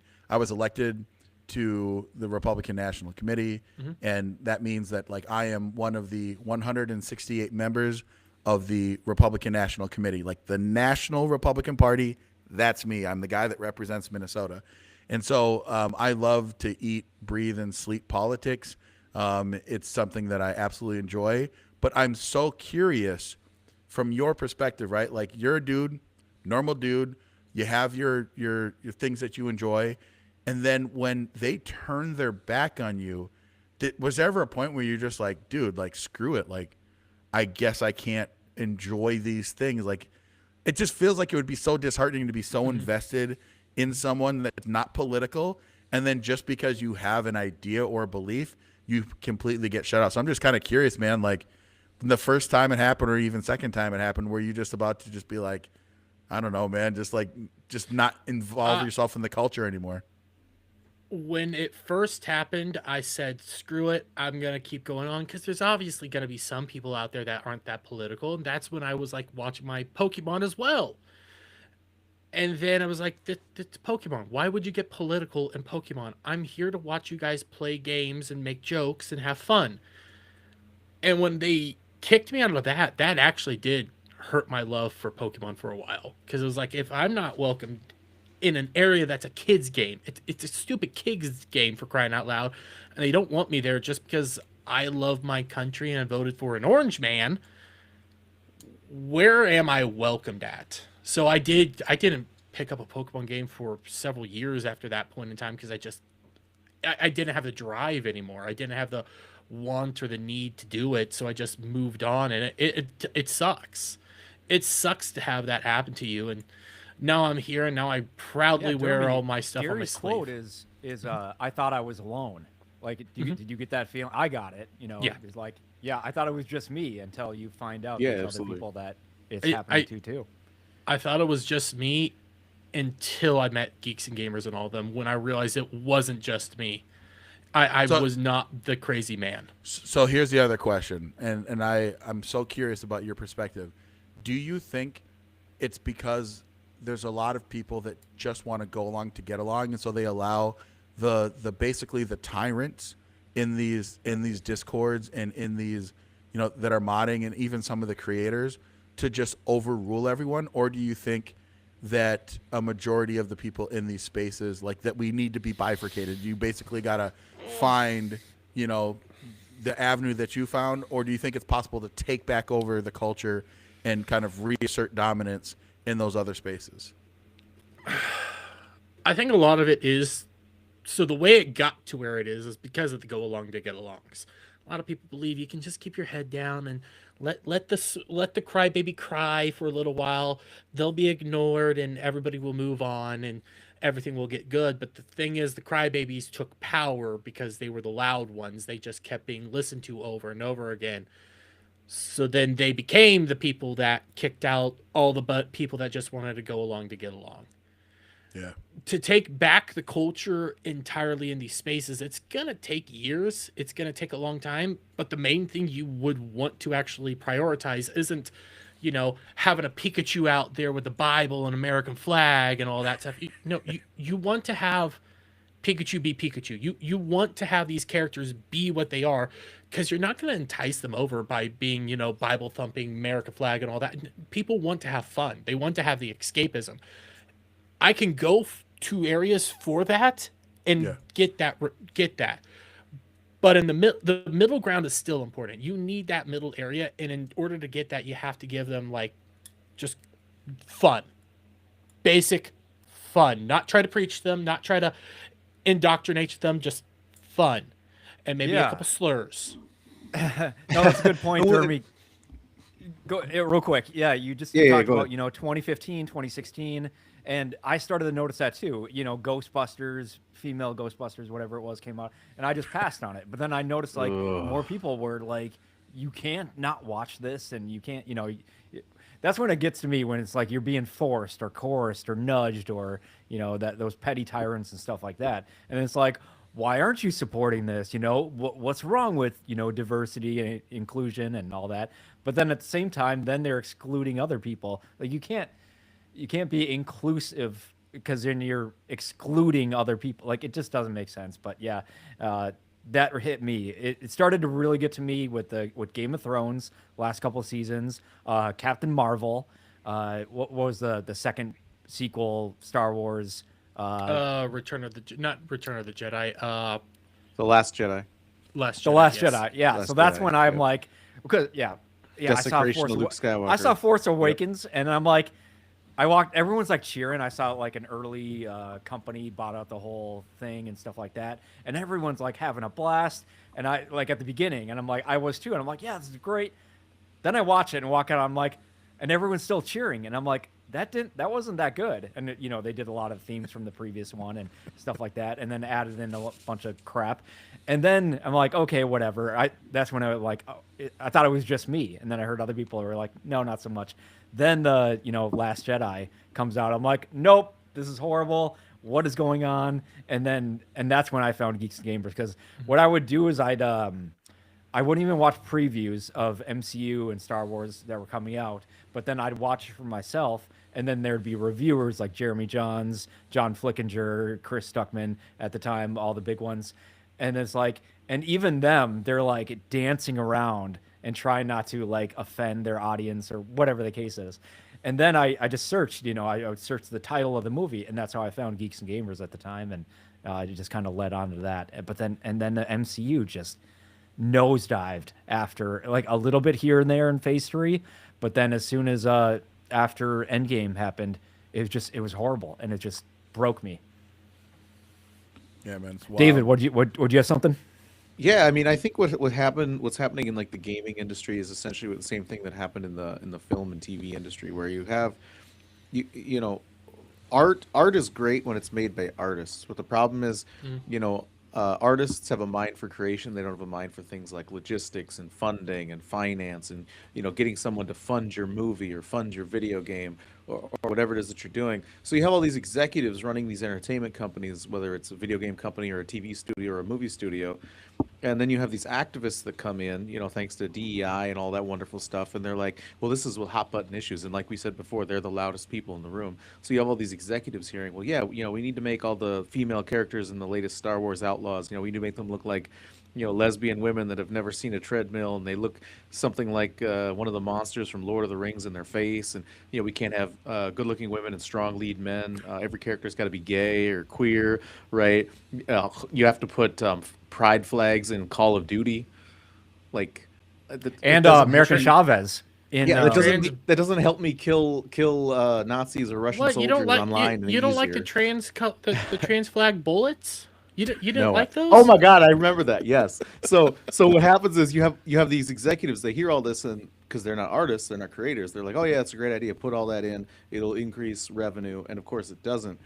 And to what Jeremy was saying earlier, I think go back to just having the characters be what they are, right? Whether it's we don't need to make Snape black to make him someone who represents people, right? Like I actually think most good storytelling is naturally conservative in nature, right? The hero's journey, the journey, young man becoming the hero of the story. Like you look at like Luke's story, right, or Harry Potter's story, or Frodo's story, and that's it's the hero's journey, and all of that is conservative values, right? Strong men defending their home, you accepting the call, even if it's not what you want to do, because we'd all rather stay at home in comfort, right? Like in the Shire or something, or, on the moisture farm. But, there's this greater call that's bigger than you. And if we just get games to go back to that, they'd be doing better. If we had TV shows doing that, we'd be doing better. You don't even have to make it, like he was saying, you don't have to make it political. You don't have to have, a sermon in the middle of it. Just the story itself has, like, because I grew up on all those stories, and that was built into me, this, this love of country and wanting to help people. And, I'd fight the bully in school, even if he wasn't picking on me, he was picking on somebody else. We still have like really good games, because the gaming industry is very different than Hollywood, where a company like frick, I can't remember the name of it, but they made Clair Obscur Expedition 33. I cannot remember the name of the company that actually made the game. I could have said it by accident, but that's just an indie company. An indie company made that game. That game won almost every award this year at the Game Awards. It was deemed a masterpiece and one of the best games since like Final Fantasy VI. People have said like it is going to change gaming. So the gaming industry still has that via the indies, because indies are just so easy to make. You can have two guys in a garage with $100 and make a masterpiece of video game, and that's really helpful there. The other thing is you still have good stories to this day. There's still like epic hero journey stories, epic adventures and everything, and you're finding those from Japan. Anime is taking over a lot of regards. Manga is taking over. Most of the comic book industry right now is actually just subsidized via manga, which is freaking fantastic. Sandfill Interactive? Yes, Sandfill Interactive did Clair Obscur. But then when it comes to like your actual TV shows and stuff, I know a lot of people want to make fun of it because of Goonerish or whatever. In anime, you're getting like beautiful stories of heroes, young men going the distance. And one of the biggest movies this year was actually the Demon Slayer Infinity Castle, which is like the trilogy for its final event. That destroyed almost every Hollywood movie made, and that's an anime movie right there, where you have a young man going up against literal demons to save his sister. Yeah, So absolutely. And you have this studio that's not an American company making, this great content, and they're actually creating a story people want to see. Yeah, and the main character, video games. The main character from Demon Slayer has been credited over in Japan as being like what young men over there are actually looking up to and aspiring to try to be. Is this young guy who just wants to do good and save his sister. Last Comic-Con I went to, like half of the cosplays were Deadpool and the other half were that character. And I was like, I have no idea what this is. And then I was like, I have to go watch this because half the people I know are dressed up as this person. So, absolutely. But you led into a really great point with video games. And so there's this other article, AM, do we have that? About the battle between video games and gambling and, unfortunately, Gooner lifestyle, OnlyFans stuff. Oh, it's from Kotaku. Because everything is about, well, you can give us our feedback on whether he's a credible source or not. But everything's, obviously vying for our attention, right? You've got, your mindless scrolling on TikTok or Reels on Instagram, right? Everything is like they were saying in this article, it's a bid for attention. And unfortunately, if you're making your video, like Lollipop Chainsaw made a ton of money, even though it wasn't like some grandiose video game. It's a hot cheerleader with a chainsaw killing zombies. We're not making games like that anymore. All the women have to be ugly, right? All the men have to be gay. They can't be strong, right? They have to get saved. And you're not fulfilling like the fantasy side, right? Like the escapism, like we want to be the hero. We want to rescue the hot chick and then she falls in love with us, right? Like that's the story, that's the arc. And unfortunately, people can get that for the price of a Big Mac on OnlyFans, or they can go gamble mindlessly on their phones. Now you don't even have to go to the casino anymore. And so a lot of that traffic that was going to like games, video games in particular, is now apparently going on in this other direction because they're making billions. What's your take on this? So, one, it's Kotaku. Kotaku is not a reputable website at all. If you guys ever want to know like just how bad Kotaku is, it's like MSNBC or MS Now on steroids with leftism. Like they're awful individuals over there, and one of their one of their actual writers, who is now gone but is still suing a YouTuber because he made fun of her. I'm not even joking. That's an actual lawsuit that's still going on. Smash JT versus a woman named Alyssa Mercante, which, goddamn, that's an entire story in and of itself. But he's Check not out Dermy's channel for that.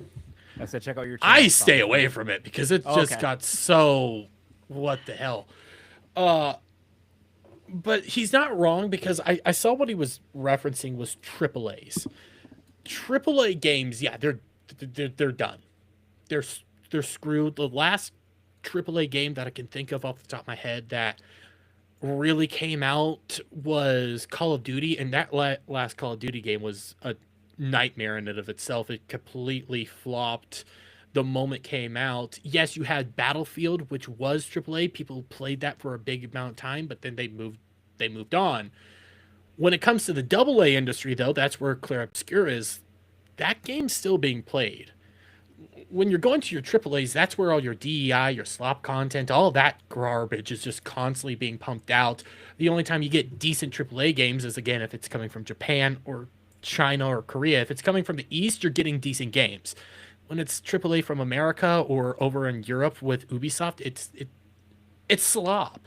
It's not good. That's why you're having that. So yes, you do see an increase with like TikTok, DraftKings, and OnlyFans, but it's also because the content you're getting from there isn't good. So what they're doing is they're taking their money and going elsewhere with it, where they might have more fun, or they're going to buy Clear Obscure. They're going to put games out there. And I have my Switch 2. I love my Switch 2. Don't get me wrong. I love all that stuff. Switch 2 isn't putting out a whole lot of products right now either. So you could buy, what are you wanting to do? Are you wanting to spend $500 on a console that's not going to actually have games for it? Are you going to go, say, hey, I'm going to go to DraftKings, bet $100 on the Super Bowl, and maybe get a couple $100 back? Maybe. What would you rather do? So the thing that I'm curious about, right? I was a huge consoler back in the day, like, when I was like 21. So I got married when I had just turned 20. I turned 20, and the month after I turned 20, I got married, and I'm still married. And there was this time when I would like zone out, and I was like playing Fallout, right? And I'm just grinding, or I'm doing my thing. And then all of a sudden I realized that these games, especially these console games, were just, the story was garbage and all this woke nonsense. So I just stopped playing that, and I started to do like multiplayer online role-playing games, like MMORPGs, man, and like jumping in Discord servers. And it's like, I would rather spend my time where I'm like building community, and the gameplay is not as good. But what I'm curious about is that with the ability to have AI help generate a lot of this code, are you going to see a rise of kind of like, again, like a very decentralized gaming atmosphere where the AAA stuff just doesn't, like, it just is going to become unprofitable, and people are going to be able to, again, in the independent world, find good games, and you can probably find a decent amount of even community around independent games. I'm just curious if you think that that's the way that's going, or do you think there's a way to take back over the AAA world and the console world? Oh, AAA world's screwed. That's just the reality, and we are potentially going to have a gaming crash. I don't think we will. There's a lot of people that keep saying we will. I think it's just going to go, AA's are going to take over, which are the more indie-based games. AA's are going to take over, smaller budgets. But on the notion of AI, yeah, there's going to be a bunch of people that just make AI video games, and you could do that right now. At the same time, take a look at, I know Clear Obscure got into hot water with, I don't remember what game award it was, but they utilized AI as like placeholder images. So they had placeholder images just to help put it out there. They forgot to take some of it out when they were first putting it out. And they actually got banned from an award show because they used AI placement stuff. And we have other games. There's another Divinity. It's just called Divinity right now. It's part of like the Divinity Saga, which I still need to play, but they even came out and said, hey, we're using AI placement as well for our game just to help us understand, like, what do we want to do? How are we going to do this? So AI will play a part in game making in the future. It's just, will the audience accept it? There's a lot of artists out there that hate the idea of AI, period, end of discussion. They don't want to touch it at all. They think it's an abomination. The problem is artists nowadays also, they either charge way too much, put out garbage content, or they don't get back to you. AI is right there. Do a few prompts, you get some pretty good images. Yeah, you get I've some seen pretty a couple good work. lately where it's like a legit character in a legit background, and it can like walk and jump. And like, imagine how much we've come in the last couple of years with AI, with the Will Smith spaghetti stuff, and now they turned it into a whole new thing. Speaking of that, if you guys haven't checked out Skybrows on YouTube, if you haven't seen any of his music videos, all that's made with AI. That's pure art right there. Like, there's some really good songs and music videos that he has made with AI. His Amelia and Amelia songs is freaking awesome. He has Smelling Elon's Musk. There's a lot of great I know it's memey, but there's some fantastic songs there that he's just put out that you wouldn't believe that that's I art. watched Joe Rogan the other AI. day with Michael Malice, and they watched this whole, it was like a 3-minute basically movie, like, and it was all AI, and it was wild. It was like, it looked like a real movie, the way they go. It looked like a Michael Bay-esque type thing, and it was wild just the way they do it. And there's this one now where it's Joe Rogan and Keanu Reeves dressed up like John Wick in the Joe Rogan, and then they flip over the table, start fighting, and then laugh it off, and it's too real. It's too real. Yeah, that's crazy. And so I guess my little piece and my kind of final question, Dermy, because I think you gotta kind of bounce out soon here, and I want people to be able to know. Can you stay to the end of the hour? Yeah, I can stay till the end of the hour. Okay. Oh, okay. All right. Well, then screw it. No, we don't have to bounce. But like, here's the thing that Let's I find drag this out.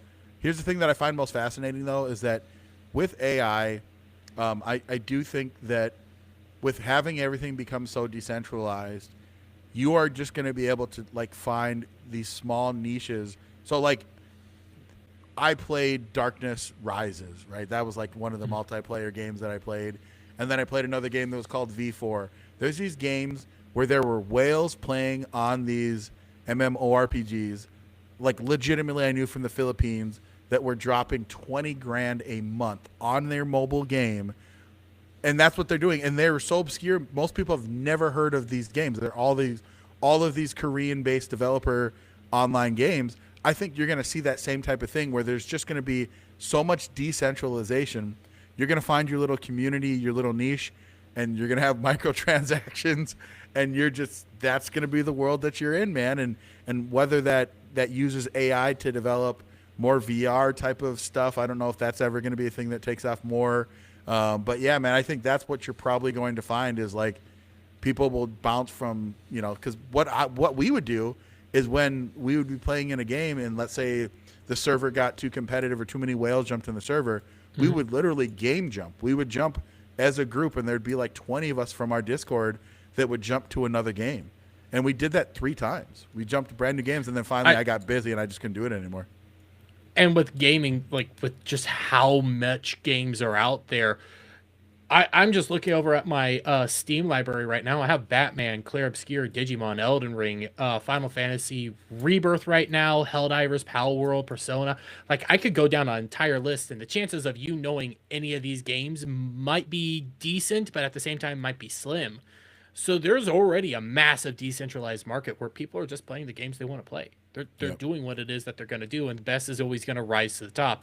Even if you have an AI video game, if the game's good, people are going to buy it. People are going to go to it. It doesn't matter. And at the same time, just because you have an AI-based video game, that doesn't mean that human-made creations aren't going to still want to be happening, okay? Because there's going to be AI slop out there all day and night.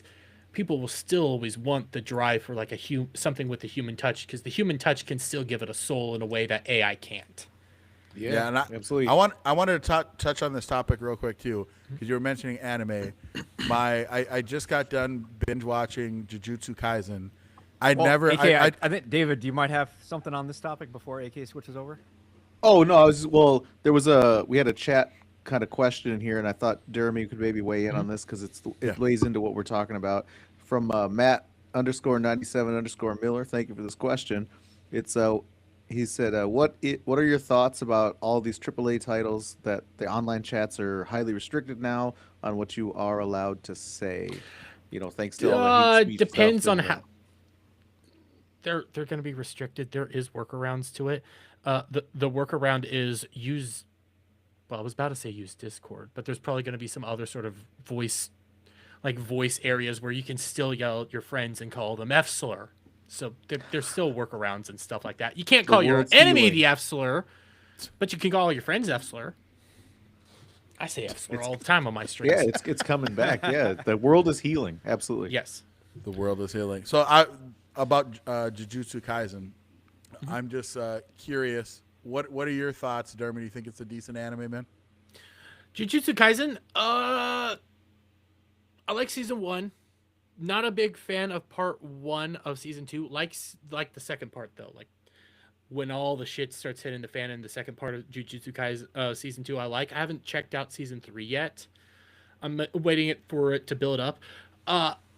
It's a popular one. I've been watching a couple other like newer ones that are kind of flying under the radar. One of them was Jack of All Trades.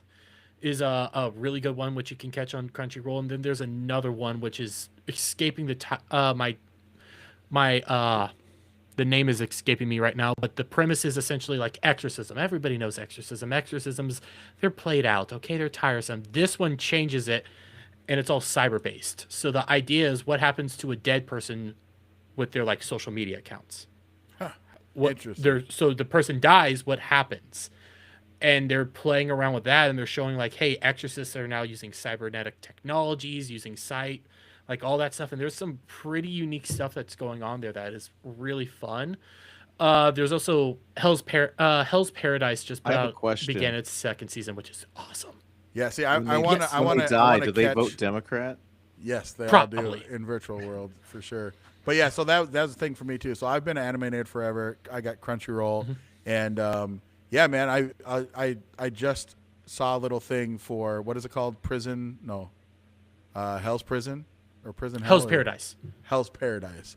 Yeah, so I think I'm gonna check that Hell's out. Paradise. I will say this: it's very graphic, especially season 1. They did censor it, and it's easy to tell what they censored when you see it because On Crunchyroll censored? It's censored. Period. On like the anime itself, you can check out the manga online. It's not censored there, but you can tell what got censored really quick because the villains are predominantly naked and their bodies don't look quite right. So you'll figure it out quite quick what was removed, and you sit there and wonder, why did you remove that? Yeah.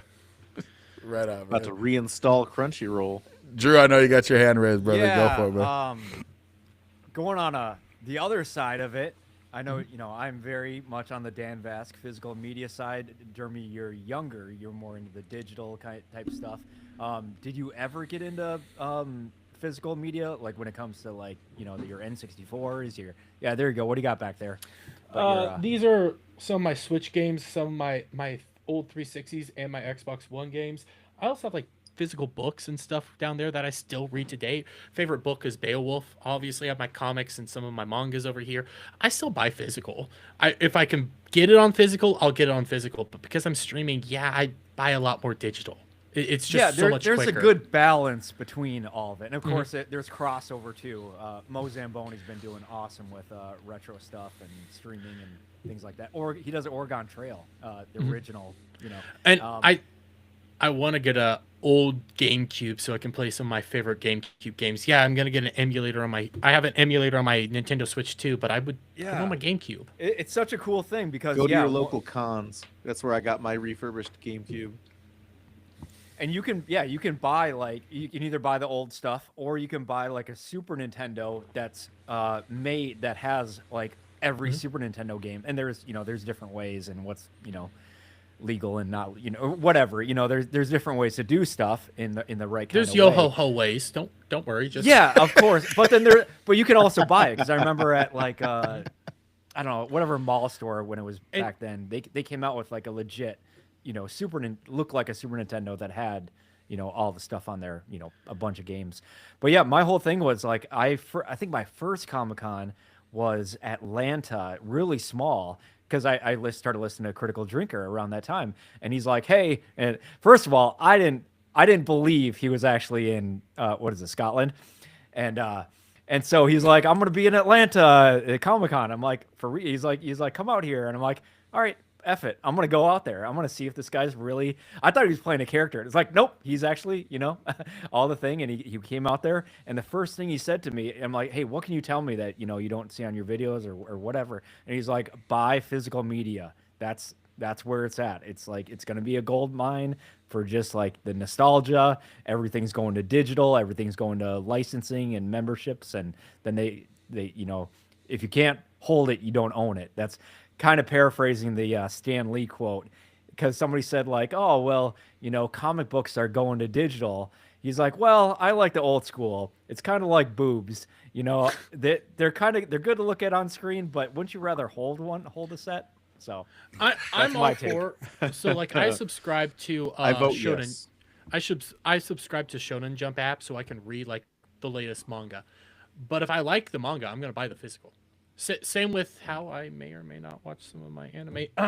If I like it, I will go out there and purchase it. I'm all for that because there's also a lot of slop content out there, and with how the dollar is working and how money is right now, you don't want to spend a lot of money on something that ends up just being crap. So I will say, yep, there's a take good balance. Peek.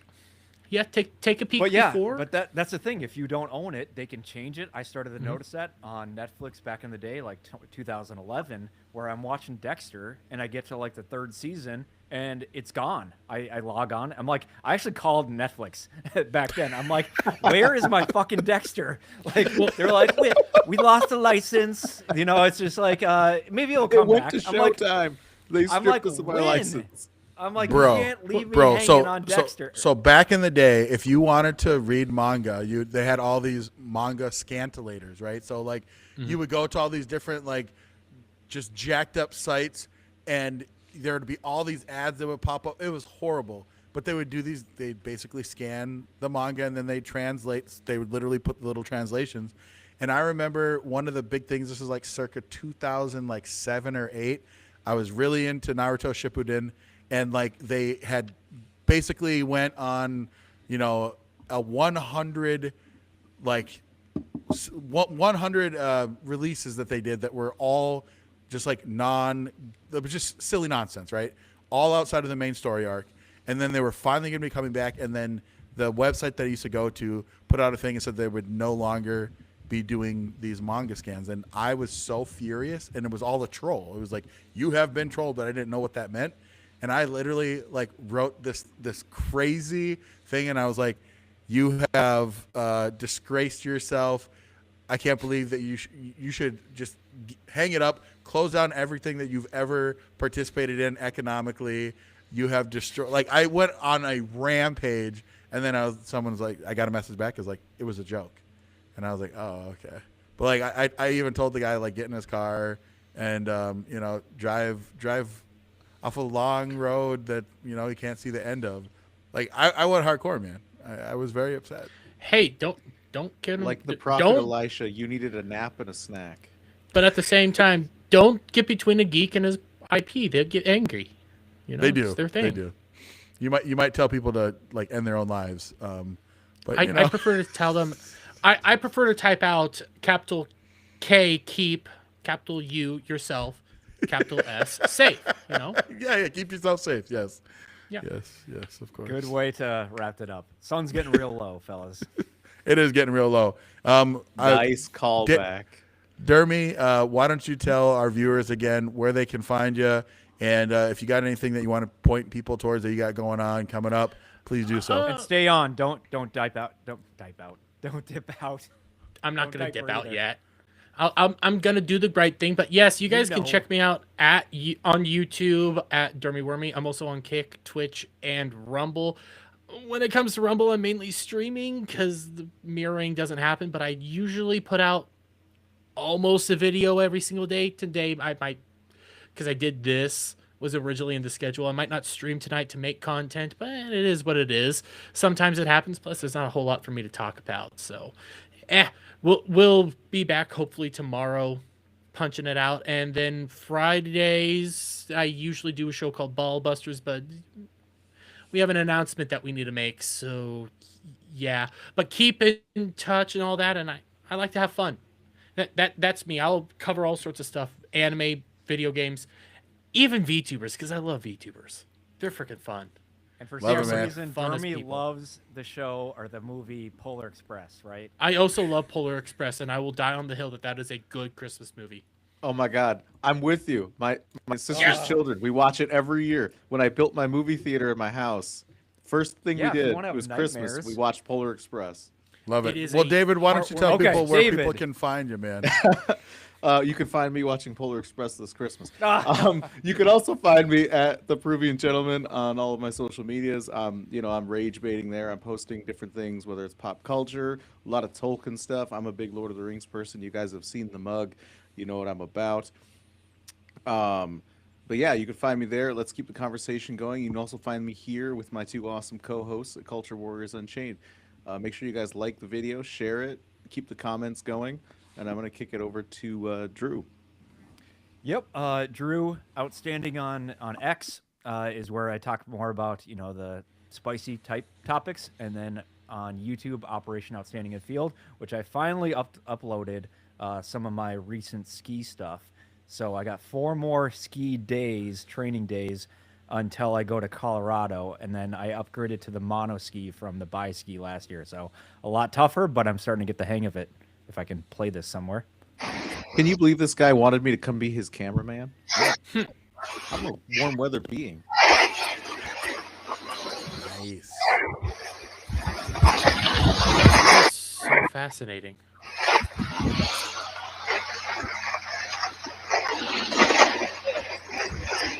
That's legit, dude.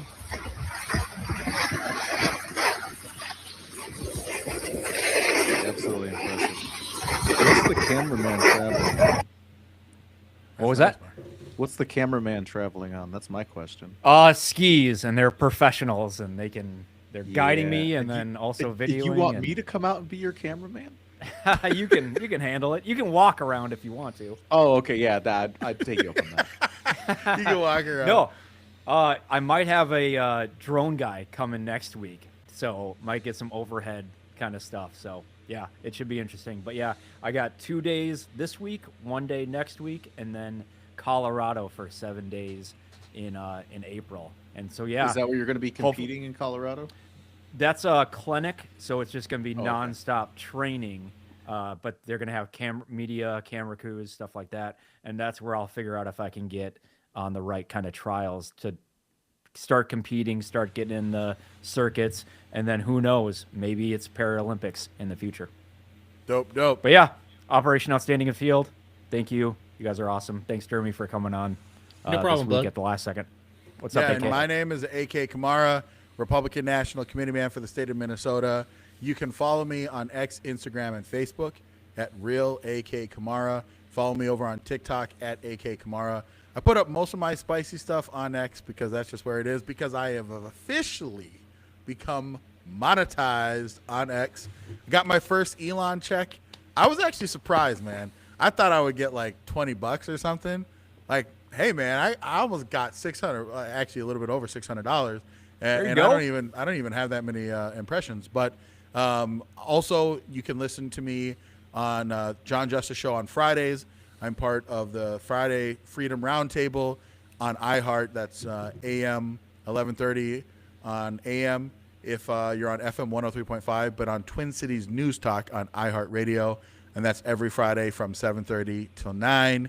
And you make sure that you guys follow us on all of our platforms. We are basically everywhere you listen to podcasts: Spotify, Pandora, iHeartRadio. Look for Culture Warriors Unchained. We want people to go and follow or subscribe to our Rumble channel. That's CW Unchained, Culture Warriors Unchained. Follow us on YouTube. Follow us and sub there as well. Like, share. Let's continue to grow this.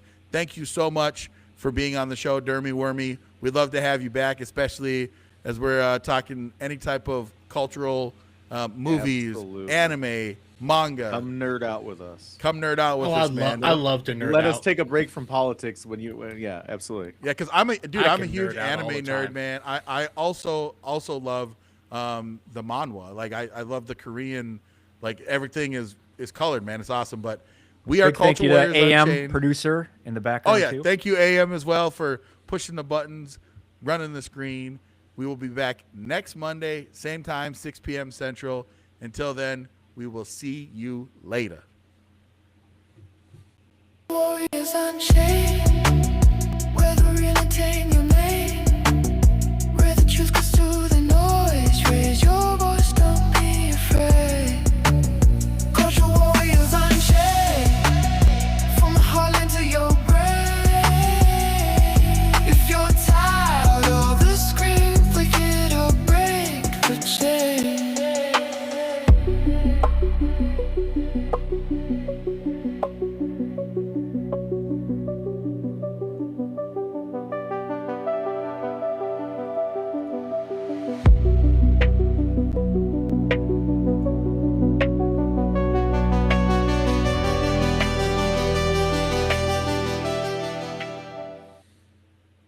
Yo, thank you, Dermy.